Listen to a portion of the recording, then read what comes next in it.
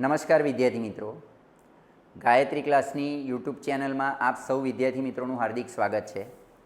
આજે આપણે ધોરણ 10ના બધા ચેપ્ટરના મહત્ત્વના સૂત્રોને જોવા જઈ રહ્યા છે।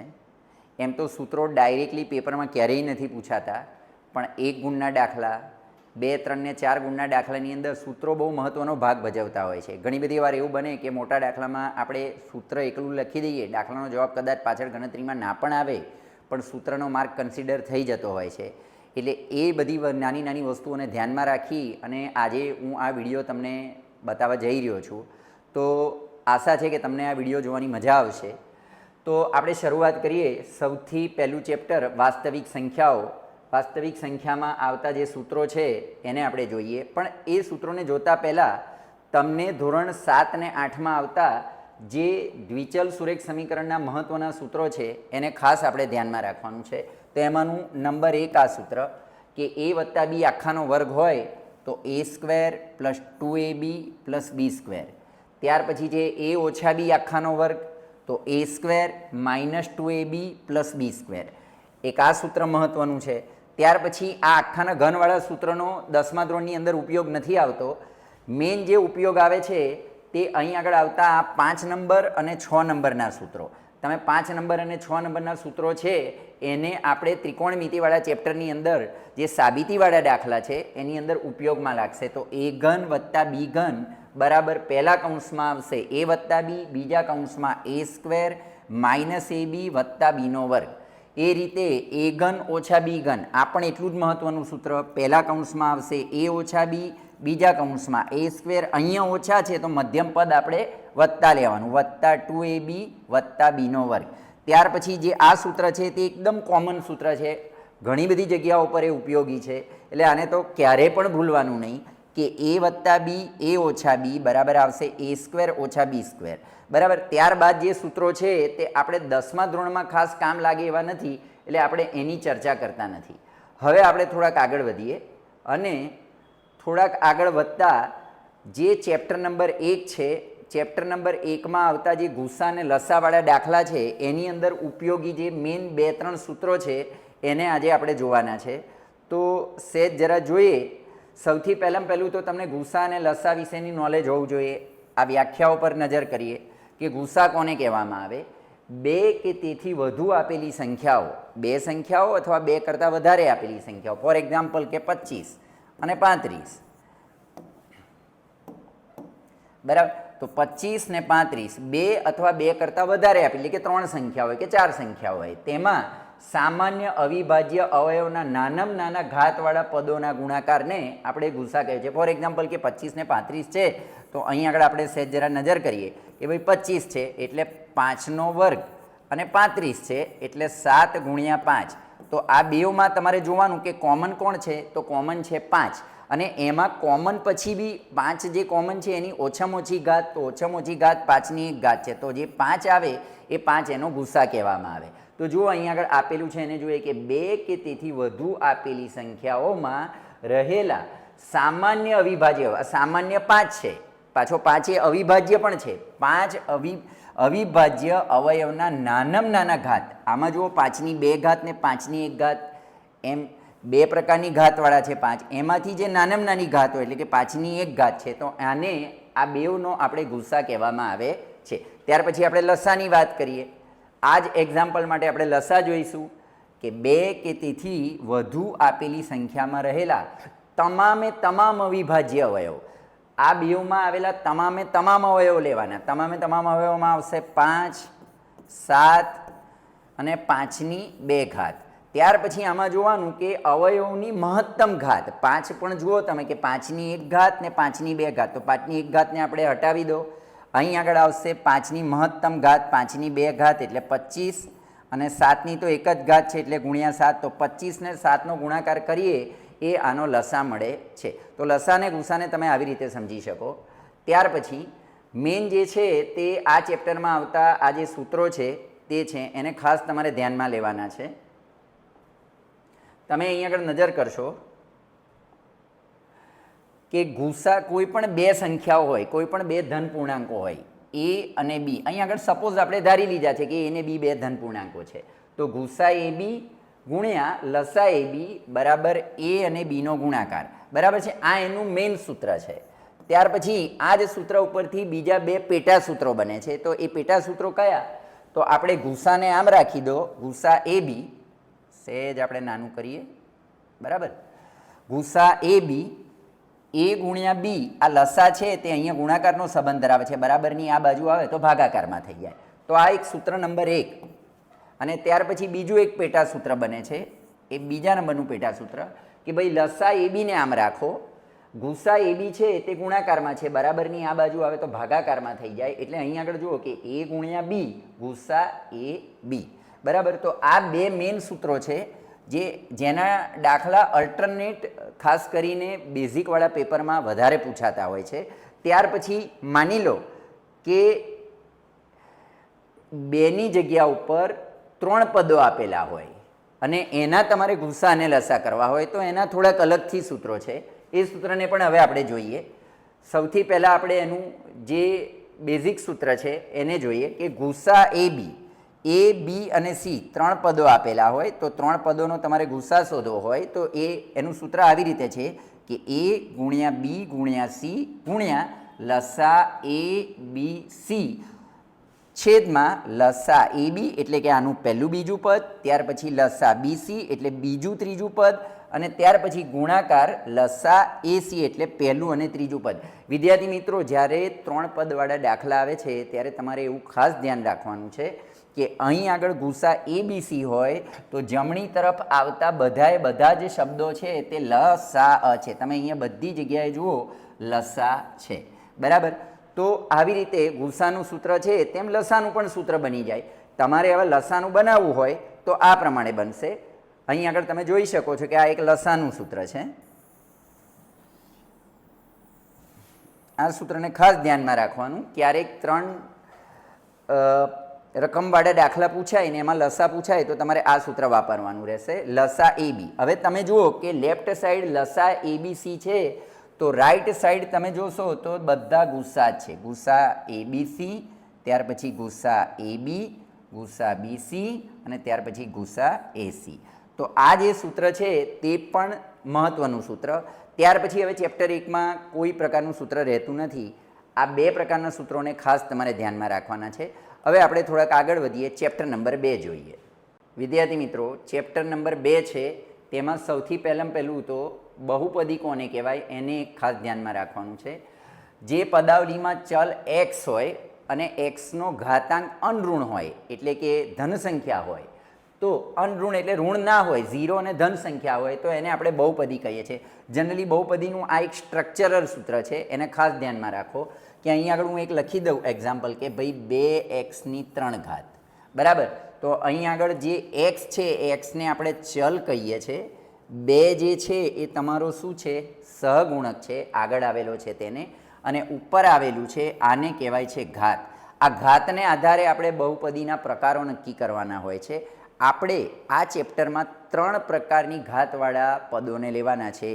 એક ઘાત બહુપદી જેને આપણે સુરેખ બહુપદી એ કહીએ છીએ, ત્યાર પછી દ્વિઘાત બહુપદી અને ત્યાર પછી ત્રીજા નંબરનું છે ત્રિઘાત બહુપદી. તો વારા ફરથી આપણે દરેકે દરેક જે બહુપદીઓ છે એને આપણે સમજવાનો પ્રયત્ન કરીએ. તો વિદ્યાર્થી મિત્રો, પહેલી વાત આવે છે તમારી સુરેખ બહુપદી. સુરેખ બહુપદીને હવે આપણે જોઈએ કે સુરેખ બહુપદી કેવી રીતની હોય. જે બહુપદીમાં બહુપદીનો ઘાતાંક 1 હોય, બહુપદીની મોટામાં મોટી ઘાત જ 1 હોય તો તે બહુપદીને આપણે સુરેખ બહુપદી અથવા એક ઘાત બહુપદી તરીકે ઓળખીએ છીએ. સુરેખ બહુપદીનું વ્યાપક સ્વરૂપ અથવા એનું પ્રામાણિક સ્વરૂપ નીચે મુજબ છે. આને પ્રામાણિક સ્વરૂપ પણ કહેવાતું હોય છે. px = ax + b. તમે જુઓ કે અહીંયા આગળ x ચલ છે એની ફક્ત એક જ ઘાત છે, એટલે આને આપણે સુરેખ બહુપદી કહેવાય છે. સુરેખ બહુપદીનો જે આલેખ હોય, ગ્રાફમાં આપણે દોરીએ ત્યારે એનો આલેખ રેખા અથવા સુરેખા મળે છે, એટલે કે સીધી એક લાઈન જ મળે છે. હવે આગળ મહત્ત્વની વાત કે સુરેખ બહુપદીના શૂન્યો મેળવવા માટે તો જો સુરેખ બહુપદીનું પહેલાં આપણે ઇક્વેશન લખવાનું. આ ખાસ ધ્યાનમાં રાખવા જેવી વસ્તુ છે કે એનું ઇક્વેશન છે ax + b = 0, ax is equal two વત્તા બી આમ આવે એટલે ઓછા બી એક્સ બરાબર આવે છે માઇનસ બીના છેદમાં એ. તો આ બી અને એનો જે ભાગાકાર છે તે તમને એક સુરેખ બહુપદીનું સ્વરૂપ મળે છે અથવા એની કિંમત મળે છે એવું કહેવામાં આવે. બરાબર છે. શૂન્ય એટલે બીજું કંઈ નહીં, સુરેખ બહુપદીની વેલ્યુ, એની કિંમત, એને આપણે શૂન્ય તરીકે ઓળખીએ છીએ. હવે આમાં તમે નજર કરો કે આપણી જે સુરેખ બહુપદી છે આ રહી આપણી સુરેખ બહુપદી, એની અંદર અહીંયા તમે જોશો તો જુઓ કે x is equal to minus b upon a. Minus તો બરાબર છે પણ આ બી શું છે? તો આની અંદર તમે નજર કરશો તો બી એ શું છે? તમારું અચળ પદ છે. બરાબર, જેની જોડે કોઈ ચલ જોડાયેલો ના હોય એને આપણે અચળ પદ કહીએ છીએ. અને ત્યાર પછી આની વાત કરીએ તો એ શું છે? તો એ કોનો સહગુણક છે? એક્સની આગળ આવેલો છે એ, એટલે લખવાનું કે એક્સનો સહગુણક. તો આ વાત થઈ સુરેખ બહુપદીની. હવે આપણે થોડાક આગળ વધીએ. દ્વિઘાત બહુપદી. દ્વિઘાત બહુપદી કોને કહેવાય? જેમાં બહુપદીની ઘાતાંક 1 હોય. ખાસ ધ્યાનમાં રાખજો એની વ્યાખ્યા. જેમાં બહુપદીની ઘાતાંક 1 હોય એને આપણે દ્વિઘાત બહુપદી કહીએ છીએ. જો જે બહુપદીનો ઘાતાંક 1 નહીં, જેમાં બહુપદીની ઘાતાંક 2 હોય તેને આપણે દ્વિઘાત બહુપદી કહીએ છીએ.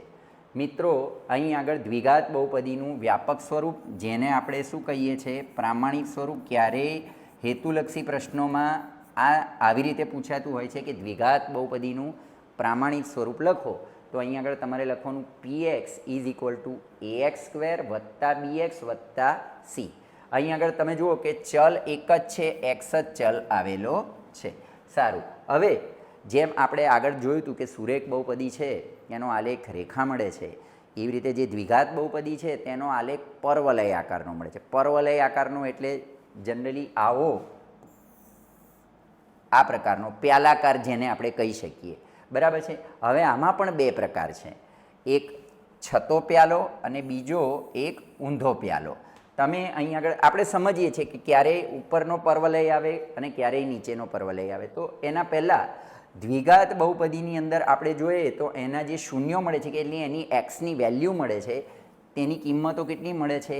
2 જ એના જવાબો મળતા હોય છે. એક્સની 2 કિંમતો મળતી હોય છે. તમે અહીં આગળ જુઓ કે આ px is equal two ax square વત્તા bx વત્તા c આ દ્વિઘાત સમીકરણનું પ્રામાણિક સ્વરૂપ છે. ત્યાર પછી આપણે આગળ વધીએ અને અહીં આગળ જોઈએ કે ભાઈ દ્વિઘાત સમીકરણ જે છે તેમાં ક્યારેય આલેખમાં ઉપર તરફ ખુલ્લો પરવલય મળે અને ક્યારેય નીચે તરફ ખુલ્લો પરવલય મળે. તો ખાસ અહીંયા ધ્યાનથી જુઓ કે જે દ્વિઘાત બહુપદી છે તેની અંદર તમે જોશો તો આગળનો જે એ છે એનું મૂલ્ય ધન હોય, એ ધન હોય તો આલેખમાં પરવલય ઉપર તરફ ખુલ્લો હોય છે, એટલે કે આ તરફ આવી રીતનો હોય છે. અહીં આગળ આપેલું જ છે, ચાંદલા જેવો હોય છે. બરાબર.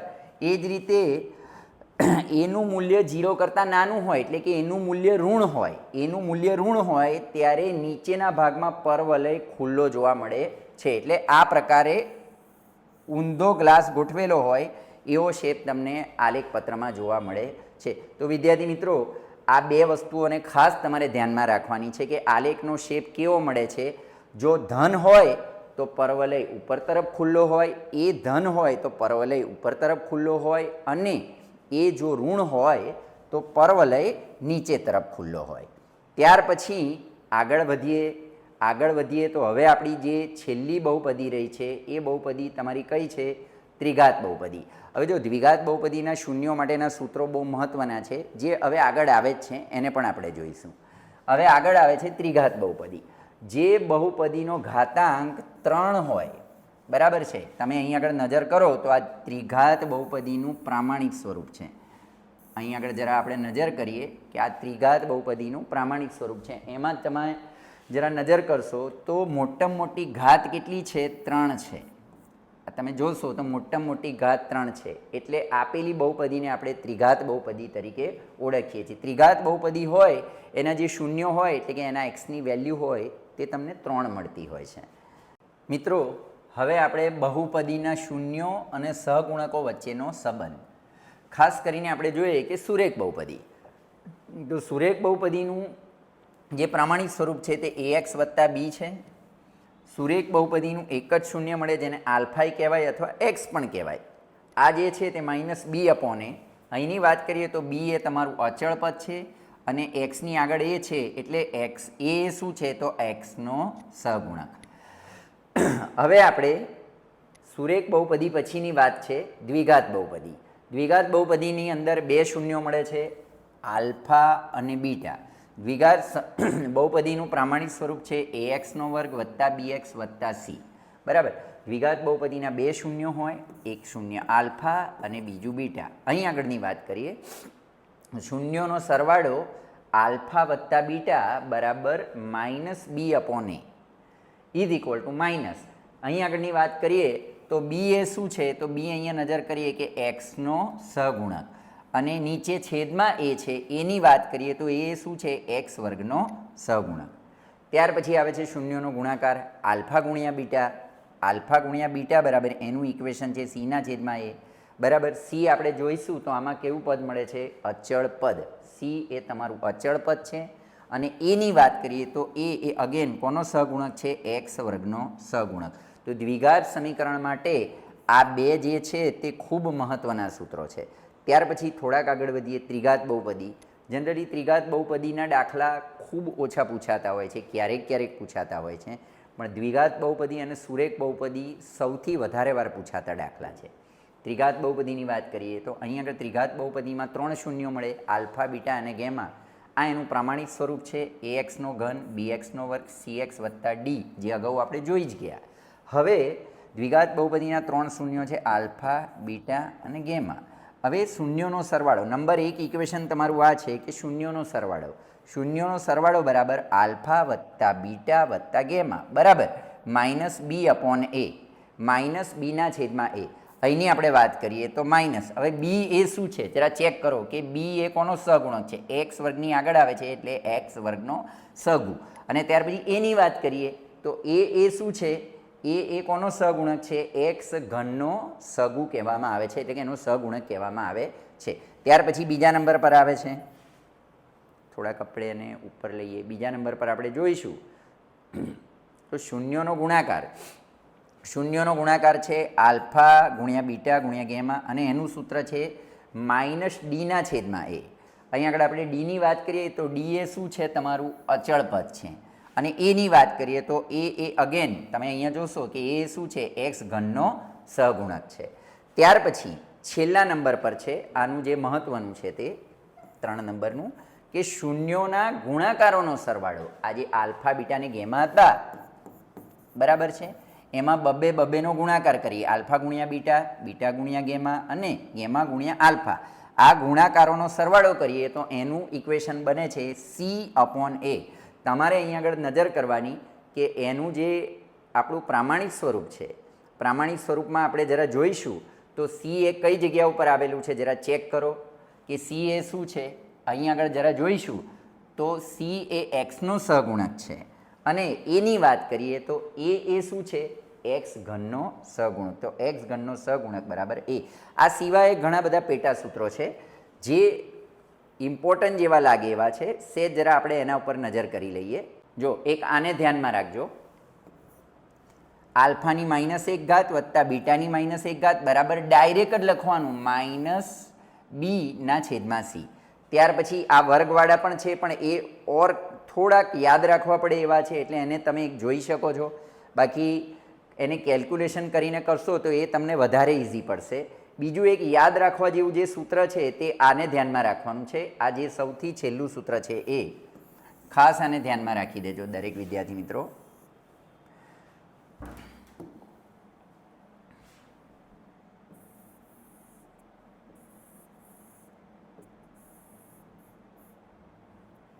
કે 1/, આલ્ફા વત્તા 1/, બીટા વત્તા 1/, ગેમા બરાબર આવે છે -c/d. તો આ સૂત્ર એક યાદ રાખવા જેવું છે, ક્યારેક ટ્વિસ્ટિંગ દાખલાની અંદર એક કામ લાગી જતું હોય છે. તો વિદ્યાર્થી મિત્રો હોપસો કે ચેપ્ટર નંબર 2ના સૂત્રો તમને ખ્યાલ આવી ગયા હશે જે મહત્ત્વના છે. હવે આપણે થોડાક આગળ વધીએ ચેપ્ટર નંબર 3. વિદ્યાર્થી મિત્રો ચેપ્ટર નંબર 3 છે એનું ટાઇટલ છે દ્વિચલ સુરેખ સમીકરણ. દ્વિચલ એટલે કે જે સમીકરણના પ્રામાણિક સ્વરૂપમાં બે ચલ આવતા હોય. તમે જુઓ કે આ રહ્યું દ્વિચલ સુરેખ સમીકરણનું પ્રામાણિક સ્વરૂપ, દ્વિચલ સુરેખ સમીકરણનું પ્રામાણિક સ્વરૂપ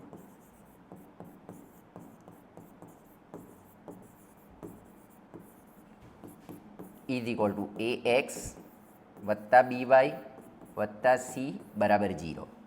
બરાબર છે. આ એનું બહુ સ્ટાન્ડર્ડ ફોર્મ કહેવામાં આવે, વ્યાપક સ્વરૂપ પણ એને કહેવામાં આવે છે. દ્વિચલ સુરેખ સમીકરણવાળું જે આલેખ છે એની અંદર મેઇન આપણે ચેપ્ટરમાં સમીકરણ યુગ્મનો જ અભ્યાસ કરવાનો છે. એમાં આદેશની રીત, લોપની રીત, આ બે મહત્ત્વની રીતો છે જેના અલ્ટરનેટ અવારનવાર દાખલા એક્ઝામમાં પૂછાયા કરતા હોય છે.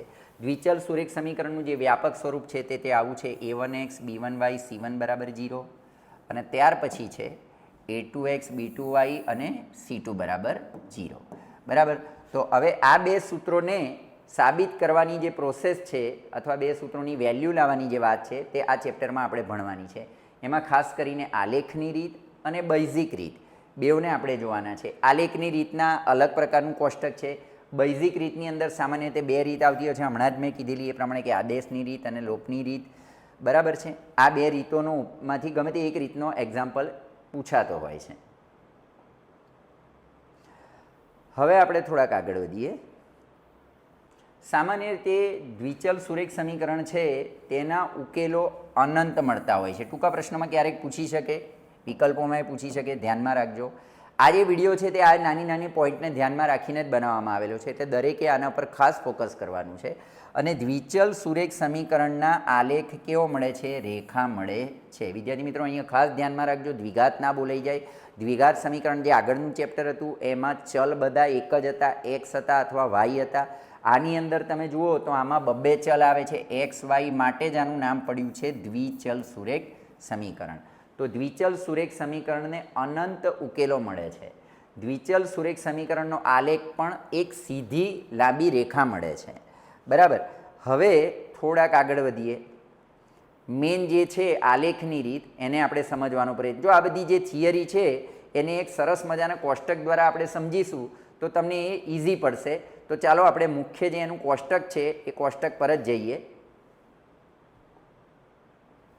ચાલો, દ્વિચલ સુરેખ સમીકરણ છે, બરાબર છે, એના જે બીજ છે એક્સ વાય એને અહીં આગળ આપણે બે અલગ અલગ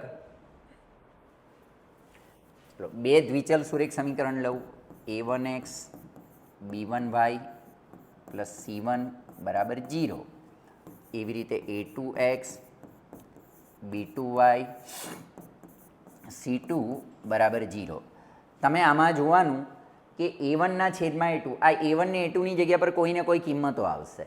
a1ના છેદમાં a2 નોટ ઇક્વલ ટુ b1ના છેદમાં b2 નોટ ઇક્વલ ટુ c1ના છેદમાં c2. જ્યારે ત્રણેય સરખા આવે નહીં ત્યારે અનન્ય એટલે કે આપેલા બે સમીકરણનો એક અને માત્ર એક ઉકેલ મળે છે. તમે અહીં આગળ જોજો કે સુસંગત છે કે નહીં. તો સુસંગત છે, તમને આલેખમાં વધારે સમજણ પડશે કે આ એક સમીકરણનો આલેખ છે અને આ બીજા સમીકરણનો આલેખ છે. બંને રેખાઓ એક બિંદુમાં છેદે છે.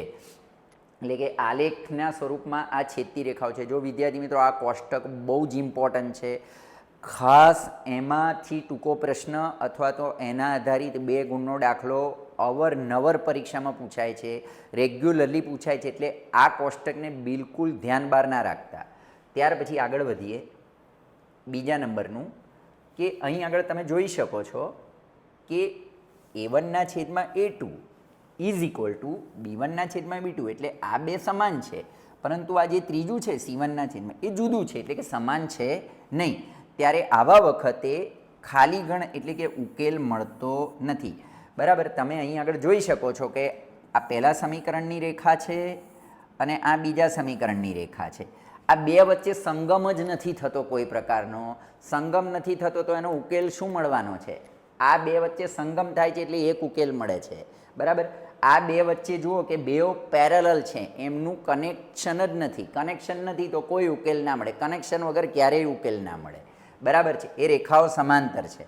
ત્યાર પછી ત્રીજા નંબરની આપણે વાત કરીએ તો ત્રણેય સરખા હોય, એટલે કે સમીકરણ 1 અને સમીકરણ 2 બેઉ ઇક્વલ હોય. તમે એને આવી રીતે ચેક કરી શકો કે a1ના છેદમાં a2 b1ના છેદમાં b2 ઇઝ ઇક્વલ ટુ c1ના છેદમાં c2.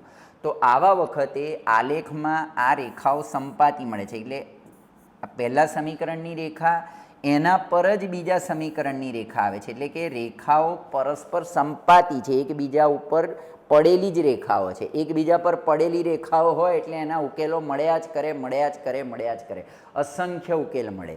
એટલે આ રેખાઓને આપણે સંપાતી રેખા એવું પણ કહીએ છીએ, અથવા તો એનો માટે એક બીજો બી શબ્દ છે અવલંબી રેખા. તો ખાસ મિત્રો ધ્યાનમાં રાખવાનું છે કે ત્રણેય જુદા જુદા હોય. a1/a2 not equal to b1/b2 not equal to c1/c2, તો અનન્ય ઉકેલ મળે છે, એટલે બે રેખાઓ એક જ બિંદુએ છેદે છે.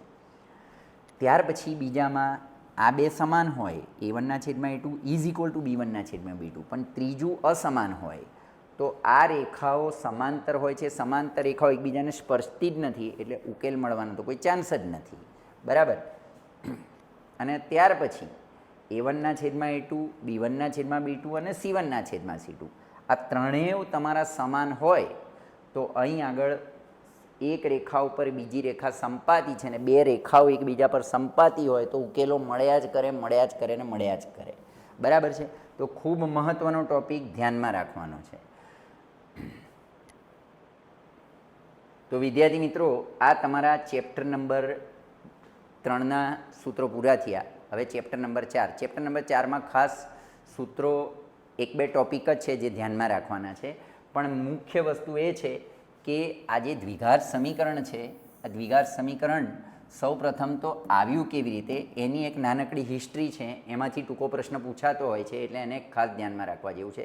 તમે અહીંયા આગળ નજર કરો કે ax² + bx + c એ દ્વિઘાત બહુપદી કહેવામાં આવે છે. પહેલું તો આ દ્વિઘાત બહુપદીનું પ્રામાણિક સ્વરૂપ. પ્રશ્ન એવો થાય કે દ્વિઘાત બહુપદી કોને કહેવામાં આવે? તમે જુઓ કે આમાં એક જ ચલ છે.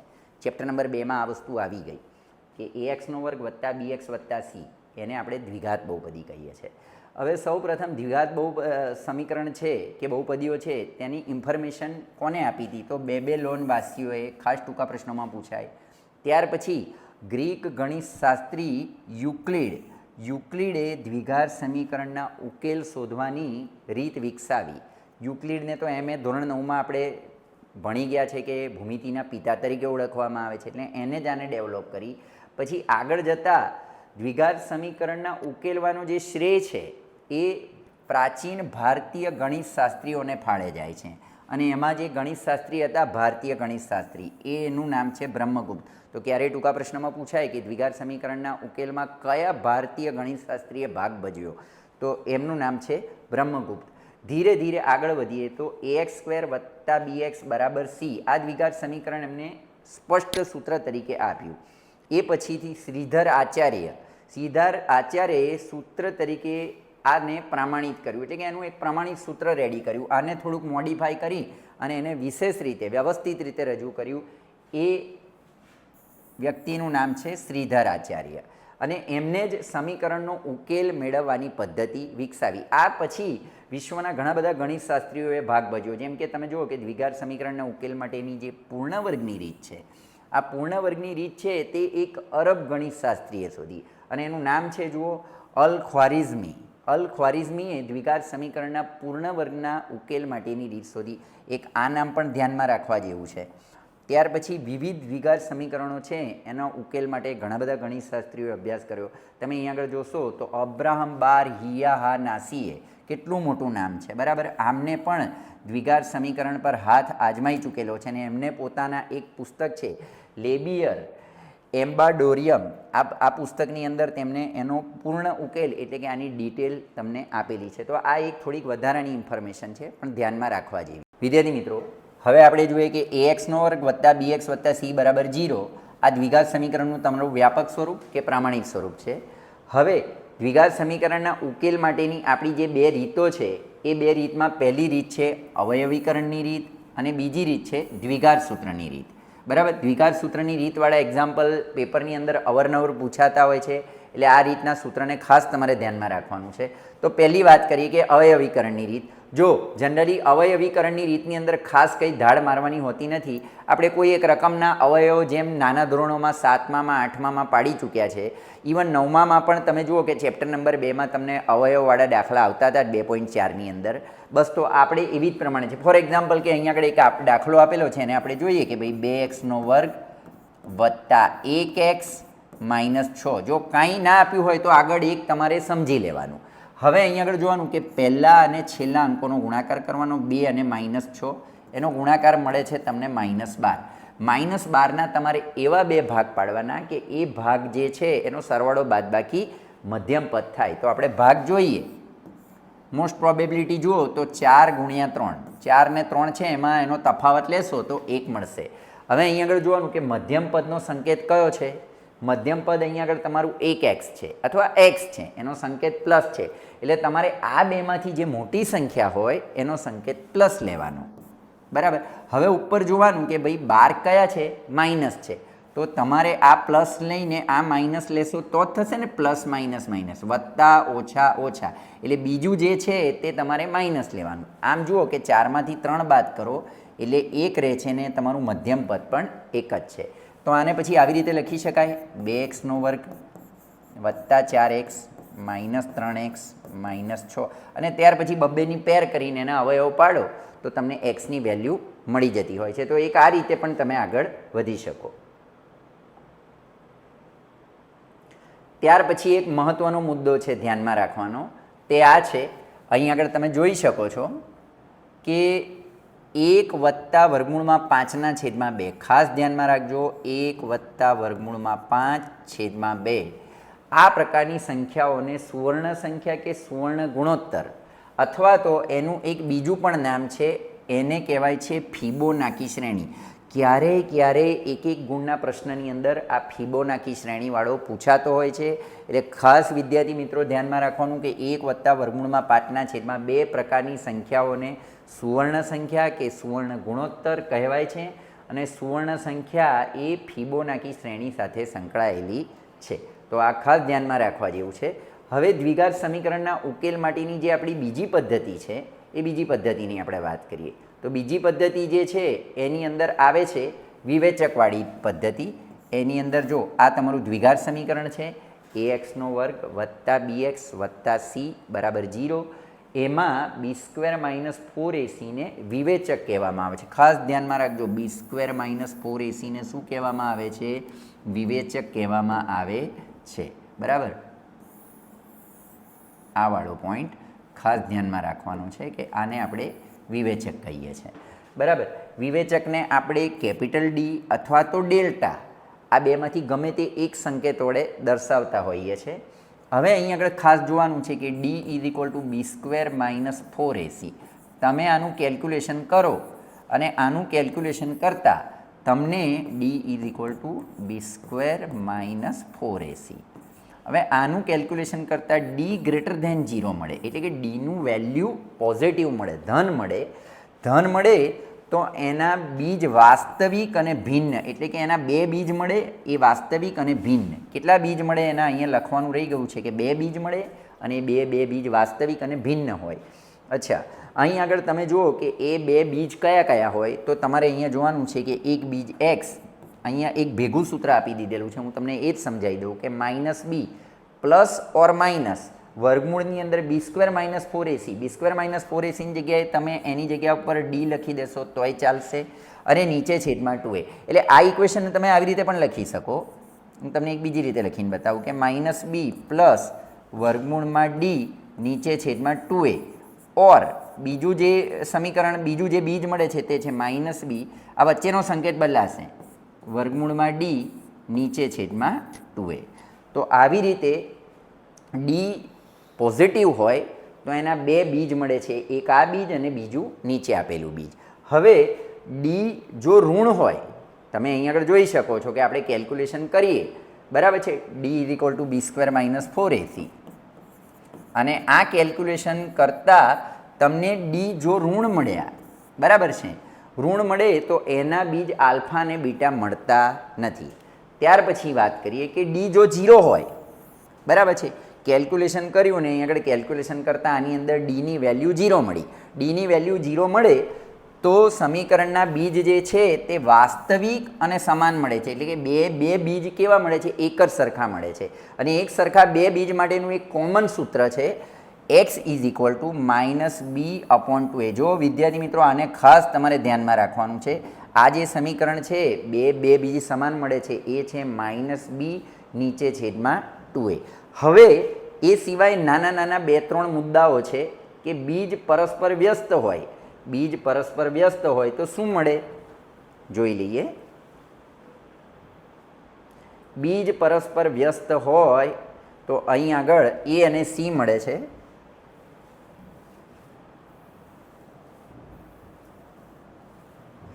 પરસ્પર વ્યસ્ત હોય તો a અને c કેવા હોય છે? સરખા હોય છે. થોડાક આગળ વધીએ.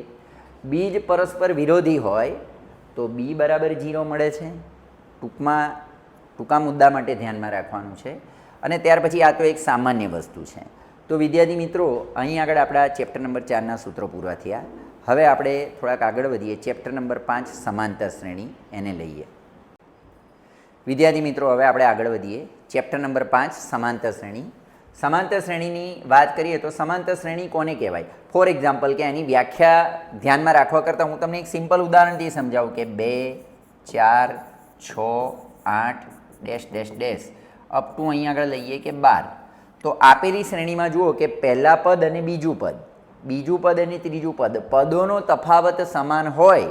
જે શ્રેણીમાં પદોનો તફાવત સમાન હોય એ શ્રેણીને આપણે સમાંતર શ્રેણી તરીકે ઓળખવામાં આવે છે. સમાંતર શ્રેણીના મુખ્યત્વે 2 પ્રકાર છે. એક શાંત સમાંતર શ્રેણી અને અનંત સમાંતર શ્રેણી. જે સમાંતર શ્રેણીમાં છેલ્લું પદ મળી આવતું હોય, તમે અહીં આગળ જરા ઓબ્ઝર્વેશન કરો કે આ સમાંતર શ્રેણી છે તેમાં a1, a2, a3 up to કાં લગીન છે છેલ્લા પદ સુધી n. આ શ્રેણીને આપણે કહીએ છીએ શાંત સમાંતર શ્રેણી.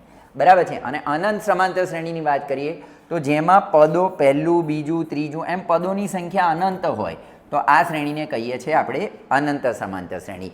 ખાસ યાદ રાખવાનો મુદ્દો આ છે કે સમાંતર શ્રેણીનું વ્યાપક સ્વરૂપ જો આ દાખલાની અંદર ખૂબ ઉપયોગી થાય છે, એટલે આને બિલકુલ જ ભૂલવાનું નહીં. પ્રથમ પદને આપણે a કહીએ છીએ, બીજા પદને આપણે કહીએ છીએ a વત્તા d, ત્રીજા પદને કહીએ છીએ a વત્તા 2d અને ચોથા પદને કહીએ છીએ a વત્તા 3d. તો આવી રીતે તમે સમાંતર શ્રેણીના પદોને યાદ રાખી શકો. વિદ્યાર્થી મિત્રો, હવે સમાંતર શ્રેણીનું nમું પદ, સમાંતર શ્રેણી, આ એક મહત્વનું સૂત્ર છે. સમાંતર શ્રેણીનું પ્રથમ પદને આપણે a કહેવાય, તેના સામાન્ય તફાવતને આપણે d કહીએ છીએ. અને સમાંતર શ્રેણીનું nમું પદ, કોઈ પણ સમાંતર શ્રેણી હોય એનું nમું પદ અથવા તો વ્યાપક પદ શોધવાનું સૂત્ર છે an = a + n-1 કૌંસની બહાર d. આ ચેપ્ટરની અંદર આ an વાળું ને sn વાળું આ 2 સૂત્રો સૌથી ઇમ્પોર્ટન્ટ સૂત્રો છે. એ 2 સૂત્રો પર જ તમારે ધ્યાન આપવાનું છે કે એમાંનું પહેલું સૂત્ર છે an, એટલે કે એનું nમું પદ શોધવાનું સૂત્ર an = a + n-1 કૌંસની બહાર d. હવે sn વાળું જે સૂત્ર છે તે કંઈક એને જ મળતું આવે છે, પણ એને આપણે જોઈએ છે પછી. હવે જો સમાંતર શ્રેણીનું તમને n-1મું પદ જોઈતું હોય તો અહીં આગળ તમારે nની જગ્યા પર n-1 લખી અને કરી શકાય. એવી રીતે સમાંતર શ્રેણીનું n+1મું પદ જોઈતું હોય તો આ જ nની જગ્યા ઉપર તમે n+1 લખીને કરી શકો છો. હવે અહીં આગળ જરા નજર કરો કે સમાંતર શ્રેણીના n પદોના સરવાળા માટેનું જે સૂત્ર છે sn વાળું સૂત્ર, આ sn વાળું સૂત્ર શું છે? sn = n/2 2a + n-1 કૌંસની બહાર d. તમારે ખાસ કરીને આગળનું જે સૂત્ર હતું એને જુઓ કે an = a + n-1 કૌંસની બહાર d. જો આને યાદ આવી રીતે રાખવાનું છે, એકદમ ઇઝીલી યાદ રાખવાનું છે કે an વાળું જે સૂત્ર છે a + n-1 કૌંસની બહાર d. તમે જરા ચેક કરો, જો આ એ અહીંયા બેઠું આપેલું છે, બરાબર, a + n-1 કૌંસની બહાર d. હવે અહીં આગળ તમારે કરવાનું છે હું વધારાનું, n/2 લખવાના અને એ 2ને આ બાજુએ કૌંસમાં એની આગળ લખી દેવાના. એટલે આ તમારું પદોના સરવાળાનું નવું સૂત્ર sn બની જશે. જો વિદ્યાર્થી મિત્રો, આ એક યાદ રાખવા માટેની ગોલા મેથડ છે. આવી રીતે સૂત્ર બનાવવાનું એ એક યાદ રહી જાય એટલા માટે છે, બાકી આવી રીતે પ્રેક્ટિકલી કંઈ બનતું હોતું નથી. બરાબર, કે આને આપણે બેઠું આટલું લખી દીધું, ત્યાર પછી n/2 અને એ બગડાને અહીં આગળ લખી દો, એટલે 9 પદોના સમાંતર શ્રેણીના પ્રથમ n પદોના સરવાળા માટેનું એક નવા પ્રકારનું ઇક્વેશન બને છે. ત્યાર પછી સમાંતર શ્રેણીનું છેલ્લું પદ આપેલું હોય, કોઈ એક સમાંતર શ્રેણી છે, માની લો કે અહીં આગળ છે કે ભાઈ 2, 6, 8 અપ ટુ છેલ્લું પદ અહીં આગળ ફોર એક્ઝામ્પલ 24 આપેલું છે. તો 24 આપેલું હોય તો આ સમાંતર શ્રેણીના પદોનો સરવાળો શોધવો હોય તો એના માટેનું સૂત્ર છે, એક ટૂંકું સૂત્ર છે, sn = n/2 એ પ્લસ એલ. એ એટલે પ્રથમ પદ, સમાંતર શ્રેણીનું પ્રથમ પદ જેમ કે આ બગડો, અને એલ એટલે તમારું લાસ્ટ એટલે કે 24 છે. બરાબર. તો આવી રીતે પણ ટૂંકા સૂત્રની મદદથી પણ સમાંતર શ્રેણીના પદોનો સરવાળો શોધી શકાય છે. ત્યાર પછી મિત્રો આગળ વધીએ. અહીં આગળ જોઈએ સમાંતર શ્રેણીમાં પ્રથમ n પ્રાકૃતિક સંખ્યાઓનો સરવાળો. n સંખ્યાઓમાં 1, 2, 3 dash dash dash. તો એના સરવાળાનું સૂત્ર છે એક આ સૂત્ર છે n+1 એના છેદમાં 2. ત્યાર પછી સમાંતર શ્રેણીમાં યુગ્મ પ્રાકૃતિક સંખ્યા એટલે કે 2, 4, 6, 8 એના સરવાળાનું સૂત્ર છે n² + n. ત્યાર પછી સમાંતર શ્રેણીમાં અયુગ્મ પ્રાકૃતિક સંખ્યા. અયુગ્મ એટલે આવી સંખ્યાઓ આવે 1, 3, 5, 7 જે આવે છે એનું સૂત્ર છે n². એક હવે તમને હું ખૂબ ઇમ્પોર્ટન્ટ કામ લાગે એવું સૂત્ર બતાવું. સમાંતર શ્રેણીની અંદર ઘણી બધી વાર એવું હોય છે કે ભાઈ એક સમાંતર શ્રેણી આપેલી હોય જેમ કે 2, 5, 8, 11 અપ ટુ કાંઈક 36. હવે તમને એવું અહીં આગળ કે ભાઈ સમાંતર શ્રેણીનું છેલ્લેથી ચોથું પદ શોધો. સમાંતર શ્રેણીનું છેલ્લું પદ નહીં કે પદોનું સરવાળો નહીં, પણ છેલ્લેથી ચોથું પદ શોધો કે એ કયું આવશે. તો અહીં આગળ તમને એના માટેનું જે એક સરસ મજાનું સૂત્ર છે કે સમાંતર શ્રેણીનું છેલ્લેથી nમું પદ શોધવાનું સૂત્ર. ડાયરેક્ટ આ સૂત્ર મૂકો એટલે કામ થઈ જાય. છેલ્લેથી nમું પદ શોધવાનું સૂત્ર છે an-n-1 કૌંસની બારડી. હવે આ એનની જગ્યા પર ઘણી બધી વાર એલ લખાતું હોય છે.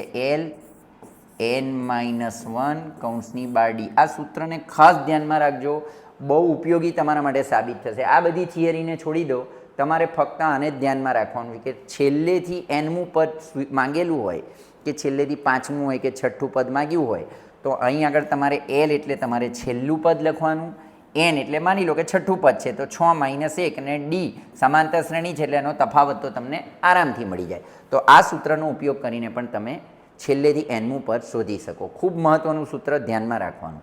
ત્યાર પછી સમાંતર શ્રેણી માટે d = એક આને ધ્યાનમાં રાખવાનું છે am - an નીચે છેદમાં m - n. મિત્રો મને હવે એવું લાગે છે કે સમાંતર શ્રેણીમાં ખાસ કંઈ સૂત્ર રહેતા નથી. એક આને ધ્યાનમાં રાખજો an = ખાસ ધ્યાનમાં રાખવા જેવું, ટૂંકા પ્રશ્નોમાં ક્યારેક કામ લાગી જતું હોય છે કે an = sn - 1. એક મોટા દાખલામાં પણ આ સૂત્ર કામ લાગે છે એટલે આને એક ધ્યાન રાખવા જેવું છે.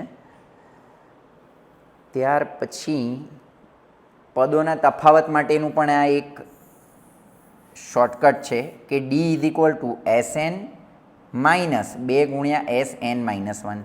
જનરલી આ સૂત્ર બહુ ઓછું જોવામાં આવ્યું છે પણ એકવાર આનું ધ્યાન રાખજો. મિત્રો હવે આપણું ચેપ્ટર નંબર 6 ત્રિકોણ. ચેપ્ટર નંબર 6માં આપણી જોડે એક પણ ઇક્વેશન આવતું નથી, પણ અહીં આગળ છે કે ત્રિકોણ. તો અહીં આગળ ત્રિકોણની સમરૂપતા શબ્દ આવે છે. તો સમરૂપતાને હું તમને સંક્ષિપ્તમાં સમજાવી દઉં કે સમરૂપતા કોને કહેવામાં આવે. બરાબર છે. આપણે જે એની મુખ્ય વાત છે તેને જ લઈ લઈએ. જો તમારો એક હથેળીનો પંજો અને બીજી હથેળીનો પંજો, બેઉ પંજાઓને તમે એકબીજા પર મૂકી દો તો આ એક પંજો હોય એવું લાગે છે. તો આ બે વચ્ચે જે સંબંધ છે તેને એકરૂપ કહેવામાં આવે. બરાબર છે. જે માટે તમે 9મા ધોરણમાં અભ્યાસ કરી ગયા છે. હવે તમારો હાથનો પંજો અને કોઈ નાના બાળકના હાથનો પંજો, એ બેને જ્યારે તમે એકબીજા પર મૂકો છો ત્યારે તમને ખબર પડે છે કે તમારો મોટો પંજો છે એની આંગળીઓ નાની છે. આંગળીઓની સાઇઝ તમે જોશો તો નાની મોટી છે, પણ શેપ વાઇઝ જોશો તો આંગળીઓનો શેપ સેમ છે. તો આ પ્રકારના જે સંબંધ છે એને આપણે સમરૂપતા કહીએ છીએ. જેમ કે એક હાથી અને બીજો હાથી જોડે ઊભેલો હોય તો એને આપણે એકરૂપ કહીએ છીએ. પરંતુ હાથીની જોડે હાથીનું બચ્ચું એટલે કે મદનિયું ઊભેલું હોય તો એને આપણે શું કહીએ છીએ કે સમરૂપ. ભાઈ દેખાવ એનો હાથી જેવો જ છે પણ જે શેપ છે તે એના અલગ અલગ છે. ભાઈ પેલાનો શેપ મોટો છે અને મદનિયાનો શેપ કેવો છે? નાનો છે. તો અહીં આગળ એવી રીતે બે ત્રિકોણને આવી રીતે સરખામણી કરવાની છે કે ભાઈ આ એક ત્રિકોણ અને આ બીજો ત્રિકોણ.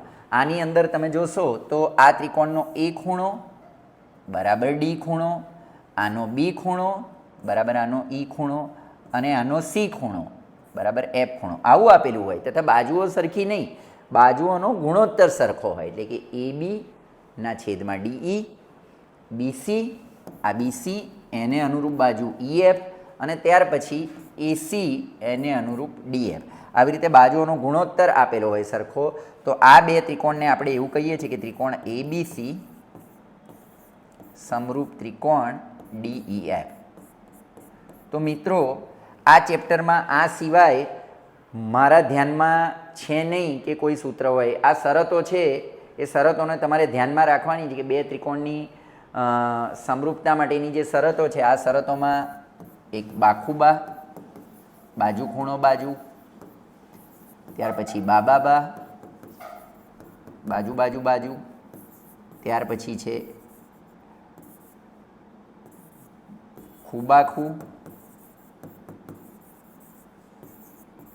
ખૂખુબા, અને છેલ્લી મહત્વની છે કાકબા.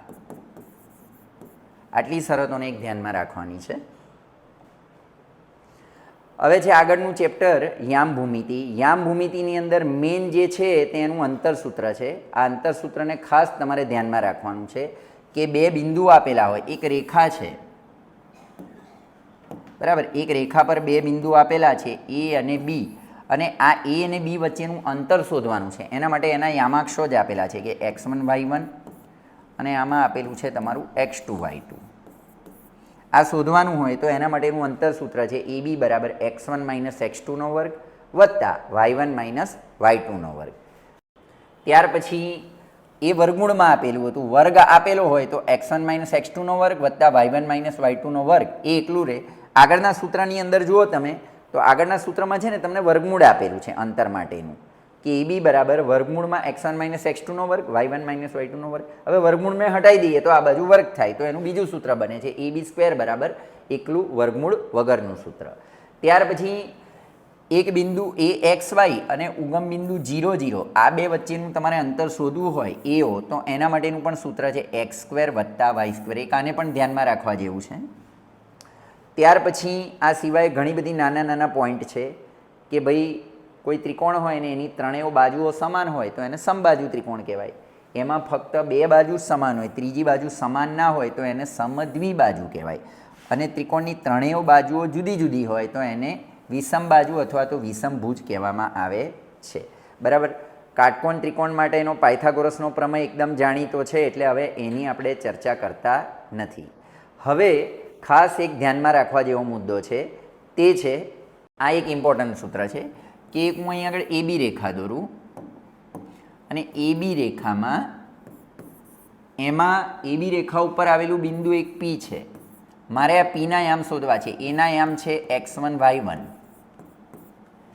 Bના યામ છે x2 y2. બરાબર છે. આ તમારો M છે અને આ તમારા N છે. બરાબર. તો આનું આપણે ઇક્વેશન બનાવવું છે તો Pના યામ બરાબર mx2 nx1. mx2 જોઈ શકો છો તમે, mx2 nx1, mx2 વત્તા nx1 નીચે છેદમાં m પ્લસ nનો સરવાળો. m પ્લસ nનો સરવાળો સરખો જ રહેશે આ બાજુએ. એવી રીતે આમાં my2 અને ny1, my2 ny1 એનો સરવાળો નીચે છેદમાં આવે છે m પ્લસ n. તો આ સૂત્ર ખૂબ મહત્ત્વનું સૂત્ર, એને તમારે ધ્યાનમાં રાખવાનું છે. ત્યાર પછી A અને B બે બિંદુઓને જોડતા રેખાખંડમાં મધ્ય બિંદુ P આપેલું હોય. માની લો કે P એ કશે આગે પાછે નથી, સેન્ટરમાં જ છે, અને Pના યામ તમારે શોધવાના છે. તો એ વખતે M ને Nની જરૂર નથી. અહીં આગળ તમારે જોઈ લેવાનું કે x1 y1 અને આ તમારા x2 y2.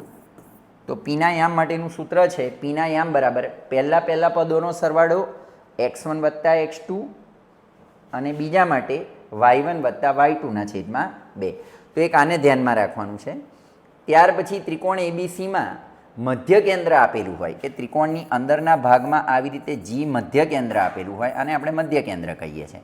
તો મધ્ય કેન્દ્રના યામ માટેનું સૂત્ર છે x1 વત્તા x2 વત્તા x3 છેદમાં 2, y1 y2 અને y3 એના છેદમાં 2.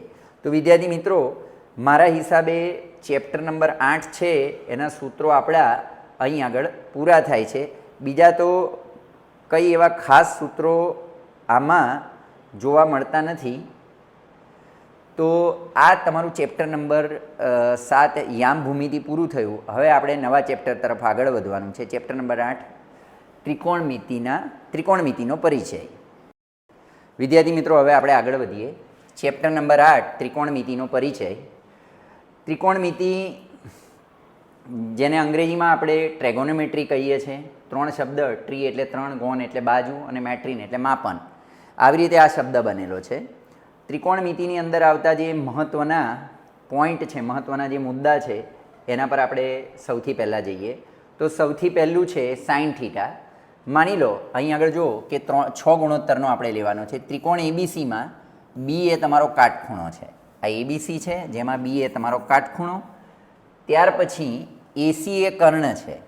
હવે અહીં આગળ ત્રિકોણ એબીસી આકૃતિ પર ધ્યાન આપો કે સૌથી પહેલાં જે ખૂણો સી છે એને ખૂણાને આપણે થીટા તરીકે લેવાનું છે. બરાબર? તો શરૂઆત કરીએ કે સાઇન થીટા. સાઇનનું આપણું ગુજરાતી સૂત્ર શું છે? સામેની બાજુ છેદમાં કર્ણ. આ સી ખૂણાની સામેની બાજુ એ તો બરાબર છે કે ભાઈ થીટાની સામેની બાજુ કે સી ખૂણાની સામેની બાજુ એના છેદમાં કર્ણ. તમારે અહીં આગળ જોવાનું કે આ થીટા છે, થીટાની સામેની બાજુ કોણ છે? એબી. અને કર્ણ કોણ છે? એસી. તો એબીના છેદમાં એસી. ત્યાર પછી કોસ થીટાની વાત કરીએ તો કોસ થીટાનું સૂત્ર છે ખૂણા સીની પાસેની બાજુ છેદમાં કર્ણ. તો આ રહ્યો સી ખૂણો, આ રહ્યો થીટા, એની પાસેની બાજુ તમારી છે બીસી અને કર્ણ છે એસી. ત્યાર પછી આગળ વધીએ કે ટેન થીટા. બરાબર? ટેન થીટાની અંદર ખાસ કરીને જોશો તમે તો ટેન થીટામાં સામેની બાજુ છેદમાં પાસેની બાજુ. ટેન થીટામાં શું આવશે? સામેની બાજુ નીચે છેદમાં પાસેની બાજુ. એટલે ટેન થીટા બરાબર આવે છે તમારું એબીના છેદમાં બીસી. પછી વિદ્યાર્થી મિત્રો, હવે જે આપણા મુખ્ય સૂત્ર છે તે સાઇન, કોસ અને ટેન જ છે. ત્યાર પછીની આપણે વાત કરીએ તો સાઇનનું વ્યસ્ત કોણ છે? જો અહીં આગળ તમને લખીને ટૂંકાણમાં સમજાવી દઉં કે આકૃતિ આપણી આ છે. બરાબર? હવે સાઇનનું વ્યસ્ત છે તો સાઇનનું વ્યસ્ત તમારું છે કોસેક થીટા. તો કોસેક થીટા બરાબર સાઇનનું વ્યસ્ત એનાથી ઊંધું શું આવે? કર્ણ ઉપર અને સામેની બાજુ નીચે. કર્ણ નીચે છેદમાં સામેની બાજુ. ત્યાર પછીની આપણે વાત કરીએ તો કોસ થીટા. કોસ થીટાનું વ્યસ્ત કોણ છે? Sec theta. તો સેક થીટા બરાબર આનું આપણે ઊંધું કરવાનું છે કે કર્ણ નીચે છેદમાં પાસેની બાજુ. તો કર્ણ છેદમાં પાસેની બાજુ. અને ત્યાર પછી આવે છે ટેન થીટા. તો ટેન થીટાનું વ્યસ્ત છે ટેન થીટા બરાબર ટેન થીટા તો આપેલું છે એટલે આપણે એનું વ્યસ્ત લેવાનું કોટ થીટા. તો કોટ થીટા બરાબર શું આવશે? કોટ થીટા બરાબર છે પાસેની બાજુ ઉપર, સામેની બાજુ નીચે. એટલે પાસેની બાજુ નીચે છેદમાં આવે છે સામેની બાજુ. તો આ 3 આપણા મેઇન સૂત્રો છે. આ ચેપ્ટરના બ્રહ્મા, વિષ્ણુ અને મહેશ છે આ. અને આ જે 3 છે તે એમની પત્નીઓ છે. બરાબર છે? કોસેક થીટા, સેક થીટા અને કોટ થીટા. આ 6 મુખ્ય સૂત્ર છે. હવે આ 6 સૂત્રો સિવાય તમારે બીજા ધ્યાનમાં રાખવા જેવા ઘણા પેટા સૂત્રો છે. પણ આપણે સૌથી પહેલાં આ ચેપ્ટરની અંદર આવતું જે આ મહત્ત્વનું કોષ્ટક છે એ મહત્ત્વના કોષ્ટકને આપણે કેવી રીતે બને એનો અભ્યાસ આપણે ટૂંકાણમાં કરીએ છીએ. તો ચાલો હું તમને એ સમજાવું કે આ કોષ્ટકને આપણે કેવી રીતે સમજવાનું છે. 0, 30, 45, 60 ને 90 આ કોષ્ટકને ઇઝીમાં ઇઝી કેવી રીતે બનાવી શકાય એને આપણે જોવા જઈ રહ્યા છે. વિદ્યાર્થી મિત્રો, હવે આપણે ત્રિકોણમિતિના પરિચયનું મહત્ત્વનું જે કોષ્ટક છે એને કેવી રીતે સરળતાથી બનાવી શકાય એને જોઈએ. તો સૌથી પહેલાં તમે અહીં આગળ જોશો કે 0, 30, 45, 60 ને 90. 0, 1, 2, 3, 4. હવે આ દરેકને 4 વડે ભાગવાના. 4, 4, 4, 4 અને 4. ત્યાર પછી દરેકને વર્ગમૂળમાં લખો.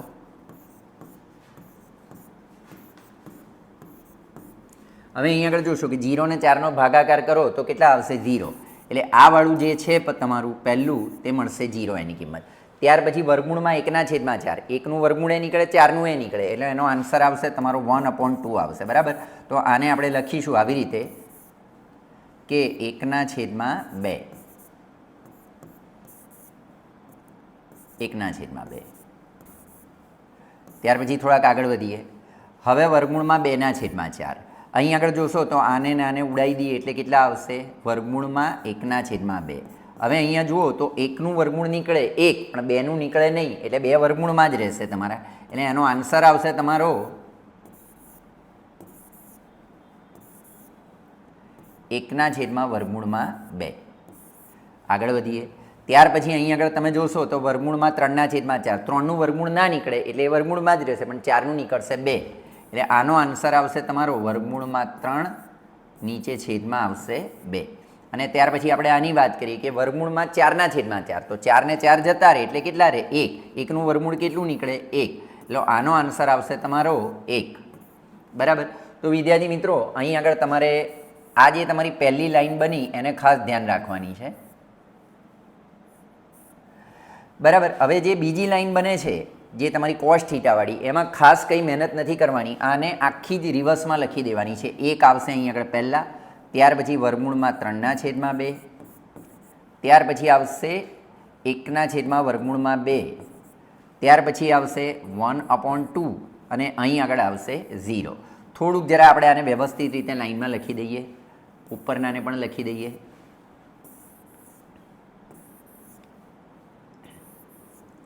કે 0, 1/2, 1/2, વર્ગમૂળમાં 3/2 અને અહીં આગળ આવે છે 1. ત્યાર પછી એને આપણે રિવર્સમાં લખવાનું.